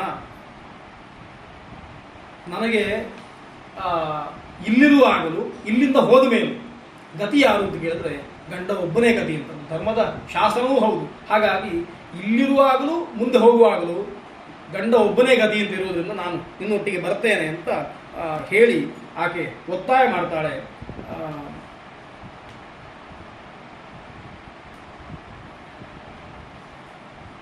ಇನ್ನು ಸ್ವರ್ಗ ನರಕಗಳ ಬಗ್ಗೆ ಆಕೆ ಹೇಳ್ತಾ, ನಿನ್ನ ಒಟ್ಟಿಗಿರುವಂಥದ್ದು ನನಗೆ ಸ್ವರ್ಗ. ಹಾಗಾಗಿ ಅದು ಎಲ್ಲಿದ್ರೂ ಆಗ್ತದೆ. ನೀನು ಇಲ್ಲದೆ ಇದ್ರೆ ಅದು ನರಕ ನನಗೆ. ಹಾಗಾಗಿ ನನಗೆ ನೀನು ಎಲ್ಲಿ ಇದ್ದೀಯೋ ಅದು ಸ್ವರ್ಗ. ಕಾಡಿನಲ್ಲಿ ಇದ್ರೆ ಅದೇ ಅಯೋಧ್ಯೆ. ಹಾಗಾಗಿ ನೀನು ಎಲ್ಲಿ ಬೇಕಾದಿರು ನಾನು ಅಲ್ಲಿ ಇರ್ತೇನೆ ಅಂತ ಅವನು ಅನ್ವಯ ಮಾಡಿ ಬರ್ತಾಳೆ. ಇದಾದ ಮೇಲೆ ರಾಮನಿಗೆ ಅವಳನ್ನು ಬಿಟ್ಟು ಹೋಗಲಿಕ್ಕೆ ಮನಸ್ಸಿಲ್ಲ. ಆದರೆ ದಂಡಕಾರಣ್ಯದ ವಾಸ ಕಷ್ಟ ಅಂತ ಗೊತ್ತುಂಟು. ಅವಳನ್ನು ಸುಮ್ಮನೆ ಕಷ್ಟಪಡಿಸ್ಲಿಕ್ಕೂ ಮನಸ್ಸಿಲ್ಲ. ಅದಕ್ಕೋಸ್ಕರ ಅವಳ ದಾರಿ ತಪ್ಪಿಸಲಿಕ್ಕೋಸ್ಕರ ಕಾಡು ಅಂದರೆ ಹೇಗೆ ಅಂತ ರಾಮ ಒಂದು ಸರ್ಗದಲ್ಲಿ ಹೇಳ್ತಾನೆ. ಕಾಡು ಅಂದರೆ ನೀನು ಎಷ್ಟು ಸುಲಭ ಇಲ್ಲ, ತುಂಬ ಕಷ್ಟ ಉಂಟು. ಪ್ರತಿಯೊಂದು ಭಯಾವಹ, ಕಾಡಿನ ಭಯಾವಹತ್ವವನ್ನು ನೋಡಬೇಕು. ವಾಲ್ಮೀಕಿಗಳು ಒಂದು ಶಬ್ದ ಪ್ರಯೋಗ ಮಾಡಿದ್ದಾರೆ, ಬಾಷ್ಪದೂಷಿತ ಲೋಚನ ಅಂತ ಸೀತೆಯನ್ನು ಹೇಳುವಾಗ. ಸೀತೆಗೆ ಕಣ್ಣಲ್ಲಿ ನೀರು ಬರ್ತಾ ಉಂಟು. ಕಣ್ಣಲ್ಲಿ ನೀರು ಬರುವಾಗ ಕಣ್ಣಿನ ಕಾಡಿಗೆ ಅದರೊಟ್ಟಿಗೆ ಕರಗಿ ಬಂದಿದೆ. ಹಾಗಾಗಿ ಬಾಷ್ಪದೂಷಿತ ಲೋಚನ ಅಂತ ಕಣ್ಣು, ಸೀತೆಯ ಕಣ್ಣನ್ನು ನೋಡುವಾಗಲೇ ನೋಡ್ಲಿಕ್ಕೆ ಆಗ್ತಾ ಇಲ್ಲ. ಹಾಗಾಗಿದೆ, ಅಷ್ಟು ದುಃಖಪಟ್ಟಿದ್ದಾಳೆ ಅಂತ ಅರ್ಥ. ಅವಳನ್ನು ನಿರ್ವರ್ತನಾರ್ಥೇ ಧರ್ಮಾತ್ಮ ವಾಕ್ಯವೇನ ಮೇಚದುವಾಚಃ ಅಂತ ಅವಳನ್ನು ಕಾಡಿಗೆ ಬರುವುದರಿಂದ ತಪ್ಪಿಸ್ಲಿಕ್ಕೋಸ್ಕರ ಒಂದಷ್ಟು ಮಾತು ಹೇಳ್ತಾನೆ. ಕಾಡು ಅಂತಂದ್ರೆ ಅಷ್ಟು ಸುಲಭ ಇಲ್ಲ, ತುಂಬ ಕಷ್ಟ ಉಂಟು. ಆ ಕಷ್ಟಗಳನ್ನೆಲ್ಲ ಹೇಳ್ತಾನೆ. ಕಾಡಿಗೆ ಕದಡಿದ ಕಣ್ಣು, ಕಾಡಿಗೆ ಎಲ್ಲ ಪ್ರಾಣಿಗಳು, ಕ್ರೂರ ಪ್ರಾಣಿಗಳಿದ್ದಾವೆ. ಆಮೇಲೆ ಸಿಂಹ ಭಯಾನಿಚ ಮಹಾಂತ್ಯತ್ರ ತತಃ ದುಃಖತರಂ ವನಂ ಅಂತ ಅತೀವ ವಾತಃ ತಿಮಿರಂ ಬುಭುಕ್ಷಾ ಜಾತಿ ನಿತ್ಯಶಃ. ಕಾಡು ಹೇಗೆ ಉಂಟು ಅಂತಂದ್ರೆ ಎಲ್ಲ ಪ್ರಾಣಿಗಳಿದ್ದಾವೆ, ಅವುಗಳ ಹೆದರಿಕೆ ಒಂದು ಕಡೆಯಲ್ಲಿ, ಅದಕ್ಕಿಂತ ಹೆಚ್ಚು 3 ಅಲ್ಲಿ ಜಾಸ್ತಿ ಇದೆ. ಯಾವುದು ಅಂತಂದ್ರೆ ಒಂದು ಗಾಳಿ, ಅತೀವ ವಾತ, ಆಮೇಲೆ ಮತ್ತೊಂದು ತಿಮಿರ, ಕಾರ್ಗತ್ತಲು. ರಾತ್ರಿ ಆಯ್ತು ಅಂದ್ರೆ ಕತ್ತಲು. ಕಾಡಿನಲ್ಲಿರುವಷ್ಟು ಕತ್ತಲು ಎಲ್ಲಿಯೂ ಇರಲಿ, ಒಂದು ದೀಪವೇ ಇಲ್ಲ ಅಲ್ವಾ. ಹಾಗೆ ಅಷ್ಟು ಕತ್ತಲು ಉಂಟು, ಅಷ್ಟು ಗಾಳಿ ಬೀಸ್ತದೆ. ಆಮೇಲೆ ಅದಕ್ಕಿಂತ ಹೆಚ್ಚು ಹಸಿವು. ಕಾಡಿನಲ್ಲಿ ತುಂಬ ಹಸಿವಾಗ್ತದೆ, ಆದರೆ ಬೇಕಾದ ಹಾಗೆ ಅಡಿಗೆ ಮಾಡಿ ತಿನ್ಲಿಕ್ಕೆ ವಸ್ತು ಇಲ್ಲ. ಹಾಗಾಗಿ ತುಂಬ ಕಷ್ಟ ಅಂತ. ಅಂದರೆ ಇಲ್ಲಿ ಆರಾಮದಲ್ಲಿ ತಿಂದು ಉಂಡು ಬೆಳೆದವಳಾದ್ರಿಂದ ಅದನ್ನು ನಿಯಂತ್ರಣ ಮಾಡೋದು ಕಷ್ಟ ಅಂತ ಅದನ್ನು ಹೇಳ್ತಾ, ಹಾಗಾಗಿ ನೀನು ಬರುವುದು ಬೇಡ ಅಂತ ತುಂಬ ಹೇಳ್ತಾನೆ. ದ್ರುಮ ಕಂಟಕಿನಶ್ಚೈವ ಕುಶಾ ಕಾಶಾಶ್ಚ ಭಾಮಿನಿ ವನೇ ವ್ಯಾಕುಲ ಶಾಖಾಗ್ರಹ ತೇನ ದುಃಖ ಮತೋವನಂ ಅಂತ ಎಲ್ಲ ವಸ್ತುಗಳು ಕಾಡಿನಲ್ಲಿ ಇರುವಂಥದ್ದು ಅಂತಂದರೆ ಅದು ಕೋಮಲವಾದ್ಯ ಯಾವುದಿಲ್ಲ, ಎಲ್ಲ ಪರುಷವಾದ್ಯಗಳು ಇರುವಂಥದ್ದು. ನೆಲದಲ್ಲಿ ನಡೆಯುವಾಗಲೂ ದರ್ಬೆ ಕಾಲಿಗೆ ಸಿಕ್ಕಿದ್ರು ನಿನ್ನ ಕಾಲು ಅದಕ್ಕೆ ಸೋಕಿ ಗಾಯ ಆಗ್ಬೋದು. ಯಾಕೆಂದರೆ ಮೆಟ್ಟ ಹಾಕೊಂಡು ಹೋಗ್ಲಿಕ್ಕೂ ಇಲ್ಲ ಅಲ್ವಾ, ಎಲ್ಲವನ್ನೂ ತ್ಯಾಗ ಮಾಡಬೇಕು ಅಂತ. ಹಾಗಾಗಿ ಆ ದೃಷ್ಟಿಯಿಂದ ಹೇಳ್ತಾನೆ. ಆದರೆ ಇಲ್ಲ ನಾನು ಬರ್ತೇನೆ ಕಾಡಿಗೆ ಅಂತ ಹಠ ಮಾಡ್ತಾನೆ. ಹಾಗೆ ಹಠ ಮಾಡುವಾಗ ಸೀತೆ ಗಂಡನನ್ನೇ ಕೆಲವು ಬಾರಿ ಪ್ರಶಂಸೆ ಮಾಡ್ತಾಳೆ. ನೀನು ಇದ್ದಿ ಅಂತಂದರೆ ನನಗೆ ಯಾವುದರ ಹೆದರಿಕೆ ಇಲ್ಲ, ನನ್ನೊಟ್ಟಿಗೆ ನೀನು ಇರ್ತೀಯ ಅನ್ನೋ ಆದ್ರಿಂದಲೇ ನನಗೆ ಧೈರ್ಯ ಉಂಟು, ನನ್ನೊಟ್ಟಿಗೆ ನಾನು ಬರ್ತೇನೆ. ಮೊದಲಿಗೆ ಹೇಳ್ತಾಳೆ, ನೀನು ಹೋಗುವ ದಾರಿಯಲ್ಲಿ ಮೊದಲು ನಾನು ಆ ಮುಳ್ಳುಗಳನ್ನು ಕಲ್ಲುಗಳನ್ನು ಮೆಟ್ಟಿಕೊಂಡು ಹೋಗುತ್ತೇನೆ, ನಿನ್ನ ದಾರಿಯನ್ನು ಸುಗಮ ಮಾಡ್ತೇನೆ ಅಂತ. ಕೊನೆಗೆ ಸ್ವಲ್ಪ ತಣಿತಾಳೆ, ನಿನ್ನ ಹಿಂದಾದರೂ ನಾನು ಬರ್ತೇನೆ, ಅದಕ್ಕೆ ಅವಕಾಶ ಕೊಡುತ್ತೆ, ಹೀಗೆ ಹೇಳ್ತಾಳೆ. ಹಾಗೆ ಹೇಳಿದ ಮೇಲೆ ಇಲ್ಲ ನೀನು ಕಾಡಿಗೆ ಬರುವುದೇ ಬೇಡ ಅಂತ ಹೇಳುವಾಗ ಸೀತೆ ಹೇಳುವಂಥದ್ದು, ನನಗೆ ಹಿಂದೆ ಗೊತ್ತಿತ್ತು ನಾನು ಕಾಡಿಗೆ ಹೋಗಬೇಕು ಅಂತ. ನನಗೆ ಹಿಂದೆ 2-3 ಬಾರಿ ಜೋಯಿಸರು ಹೇಳಿದ್ದಾರೆ ನೀನು ಕಾಡಿಗೆ ಹೋಗ್ತಿ ಅಂತ, ನಿನ್ನ ಜೀವನದಲ್ಲಿ ವನವಾಸ ಆಗ್ತದೆ ಅಂತ ಕಾಡಿಗೆ ಹೇಳಿದ್ದಾರೆ. ಯಾಕೆ ಅಂತಂದರೆ ಅಥಾಪಿ ಸತ್ಯ ಮಹಾಪ್ರಾಜ್ಞ ಬ್ರಾಹ್ಮಣಾನ ಮಯಾಶ್ರುತಂ ಪುರಾ ಪಿತೃಗೃಹೇ ಸತ್ಯಂ ವಸ್ತವ್ಯಂ ಕಿಲ ಮೇವನೆ. ಹಿಂದೆ ನಾನು ತಂದೆ ಮನೆಯಲ್ಲಿರುವಾಗಲೇ ನನ್ನನ್ನು ನೋಡಿದ ಬ್ರಾಹ್ಮಣರು ಹೇಳಿದ್ದಾರೆ, ಒಂದು ಕಾಲಕ್ಕೆ ಕಾಡಿನಲ್ಲಿ ವಾಸ ಮಾಡುವ ಯೋಗ ನಿನಗುಂಟು ಅಂತ. ಆ ಯೋಗ ಈಗ ಬಂದಿದೆ ಅಂತ ತಿಳಿಸಿಕೊಳ್ತೇನೆ. ಯಾಕೆಂತಂದರೆ ಲಕ್ಷಣೇಭ್ಯ ದ್ವಿಜಾತಿಭ್ಯ ಶ್ರುತ್ವಾಹಂ ವಚನಂ ಗೃಹೇ ವನವಾಸ ಕೃತೋತ್ಸಾಹ ನಿತ್ಯಮೇವ ಮಹಾಬಲ. ನಾನು ಮಾನಸಿಕವಾಗಿ ತಯಾರಾಗಿದ್ದೇನೆ. ಒಂದು ಕಾಲದಲ್ಲಿ ನನಗೆ ಹೇಳಿದ್ದಾರೆ ಲಕ್ಷಣಿಗಳು, ಲಕ್ಷಣವನ್ನು ನೋಡಿ ಹೇಳುವವರು ಹೇಳಿದ್ದಾರೆ, ನೀನು ಒಂದು ಕಾಲಕ್ಕೆ ವನವಾಸ ಮಾಡ್ತೀನಿ ಅಂತ. ಆ ಹೊತ್ತು ಬಂದು ಭಾವಿಸ್ತೇನೆ, ನಾನು ಬರ್ತೇನೆ ಅಂತ. ಅಷ್ಟೇ ಅಲ್ಲ, ಕೃತಾದೇಶ ಭವಿಷ್ಯಾಮಿ ಗಮಿಷ್ಯಾಮಿ ತ್ವಯಾ ಸಹ ಕಾಲಶ್ಚಾಯಂ ಸಮುತ್ಪನ್ನ ಸತ್ಯವಾನ್ ಭವತು ದ್ವಿಜಃ. ಅಷ್ಟೇ ಅಲ್ಲ, ಇದು ಈ ಕಾಲ ಬಂದಿದೆ ಅಂತ ಭಾವಿಸ್ತೇನೆ, ಹೇಳಿದವರು ಮಾತು ಸತ್ಯ ಆಗಲಿ, ಜೋಯಿಸರು ಹೇಳಿದ್ದಾರಲ್ಲ ಅವರ ಮಾತು ಸತ್ಯ ಆಗಲಿ, ಅದಕ್ಕಾದ್ರೂ ಬರ್ತೇನೆ, ಸತ್ಯವಾನ್ ಭವತು ದ್ವಿಜಃ ಅಂತ. ಈ ಹೊತ್ತಿಗೆ ವಾಲ್ಮೀಕಿಗಳ ಮಾತು ಅಲ್ಲಲ್ಲಿ ಕೆಲವು ಸಣ್ಣ ಸಣ್ಣ ಮಾತುಗಳನ್ನು ಹೇಳ್ತಾರೆ, ಸಂತೋಷಕರವಾದ್ದು. ಅಷ್ಟೇ ಅಲ್ಲ, ಮತ್ತು ಭಿಕ್ಷಿಣ್ಯಾ ಶಮವೃತ್ತಾಯ ಮಾತುರಿಹಾಗ್ರತಃ ಅಂತ ಕನ್ಯಾಯಾಚ ಪಿತೃಗೃಹೇ ವನವಾಸ ಶುಧೋಮಯ. ನಾನು ಕನ್ಯೆಯಾಗಿ ಪಿತೃಗೇಹದಲ್ಲಿರುವಾಗಲೇ ಭಿಕ್ಷೆಯನ್ನು ಸ್ವೀಕಾರ ಮಾಡಲಿಕ್ಕೆ ಬಂದಂತಹ ಶಮವತಿಯಾದಂತಹ ಒಬ್ಬಳು ಹೆಂಗಸು ಹೇಳಿದ್ದಾಳೆ. ಹಾಗಾಗಿ ನಾನು ಎಲ್ಲವನ್ನು ಸ್ವೀಕಾರ ಮಾಡಿಕೊಂಡಿದ್ದೇನೆ, ನಾನು ಕಾಡಿಗೆ ಹೋಗುತ್ತೇನೆ, ಕಾಡಿಗೆ ಬರ್ತೇನೆ ಅಂತ ಹೀಗೆ ಹೇಳಿ ಗಂಡನಿಗೋಸ್ಕರವಾಗಿ ವಿಷಂ ಅಗ್ನಿಂ ಜಲಂ ವಾಹಂ ಆಸ್ಥಾಸ್ಯೆ ಮೃತ್ಯುಕಾರಣಾತ್ ಏವಂ ಬಹುವಿಧಂ ತಮ್ಮ ಯಾಚತೆ ಗಮನಂ ಪ್ರತಿ ಯಾಚತೆ ಗಮನಂ ಪ್ರತಿ ಅಂತ. ನಿನಗೋಸ್ಕರ ವಿಷವನ್ನಾದರೂ ನಾನು ಸ್ವೀಕಾರ ಮಾಡ್ತೇನೆ, ಅಗ್ನಿಯನ್ನು ಅಥವಾ ನೀರನ್ನು ಯಾವುದು ಬೇಕಾದರೂ ಆಗಲಿ, ಅದನ್ನು ನಾನು ಮೃತ್ಯು ಕಾರಣ ಸಾವಿಗೆ ಕಾರಣವಾಗಿರುವಂಥ ಯಾವುದನ್ನು ಬೇಕಾದ್ರೂ ನಾನು ಉಪೇಕ್ಷೆ ಮಾಡ್ತೇನೆ, ಅದನ್ನು ಸಹಿಸಿಕೊಳ್ಳಬಲ್ಲೆ, ಹಾಗಾಗಿ ಬರ್ತೇನೆ ಅಂತ ಸೀತೆ ಒಂದಷ್ಟು ರಾಮನಿಗೆ ಹೇಳಿ ತಾನು ಬರ್ತೇನೆ ಅಂತ ಹೇಳ್ತಾಳೆ. ಆಯಿತು ಅಂತ ಕೊನೆಗೆ ಸೀತೆಯನ್ನು ತುಂಬ ಸೀತೆಗೆ ಬೇಸರ ಆಗುತ್ತದೆ, ನಾನು ರಾಮನನ್ನು ಬಿಡುವುದಿಲ್ಲ ಅಂತ ಬರ್ತಾಳೆ. ರಾಮನಿಗೆ ಅವಳನ್ನು ಬಿಡಲಿಕ್ಕೆ ಆಗುವುದಿಲ್ಲ. ಕೊನೆಗೆ ಆಯಿತು ಅಂತ ಹೇಳಿ ಅವಳನ್ನು ಕರ್ಕೊಂಡು ರಾಮ ಹೊರಡ್ತಾನೆ. ಯತ್ವಯಾ ಸಹ ಸ ಸ್ವರ್ಗ ನರೆಯೋ ಯತ್ವಯಾ ವಿನ ಇತಿ ಜಾನನ್ ಪರಾಂ ಪ್ರೀತಿಂ ಗಚ್ಚ ರಾಮಮಯಾ ಸಹ ಅಂತ. ಒಂದು ಮಾತು ನೆನಪಿಟ್ಟುಕೋ, ನಾನು ಸ್ವರ್ಗ ಅಂತ ಆದರೆ ನಿನ್ನೊಟ್ಟಿಗೆ ನನಗೆ ಬೇಕು, ನೀನು ಇಲ್ಲದೆ ಆದರೆ ಅದು ನನಗೆ ನರಕ, ಇದ್ರೂ ಅಯೋಧ್ಯ ಆದರೂ ನರಕ, ಹಾಗಾಗಿ ನಾನು ಬರ್ತೇನೆ ಅಂತ ಹೇಳ್ತಾಳೆ.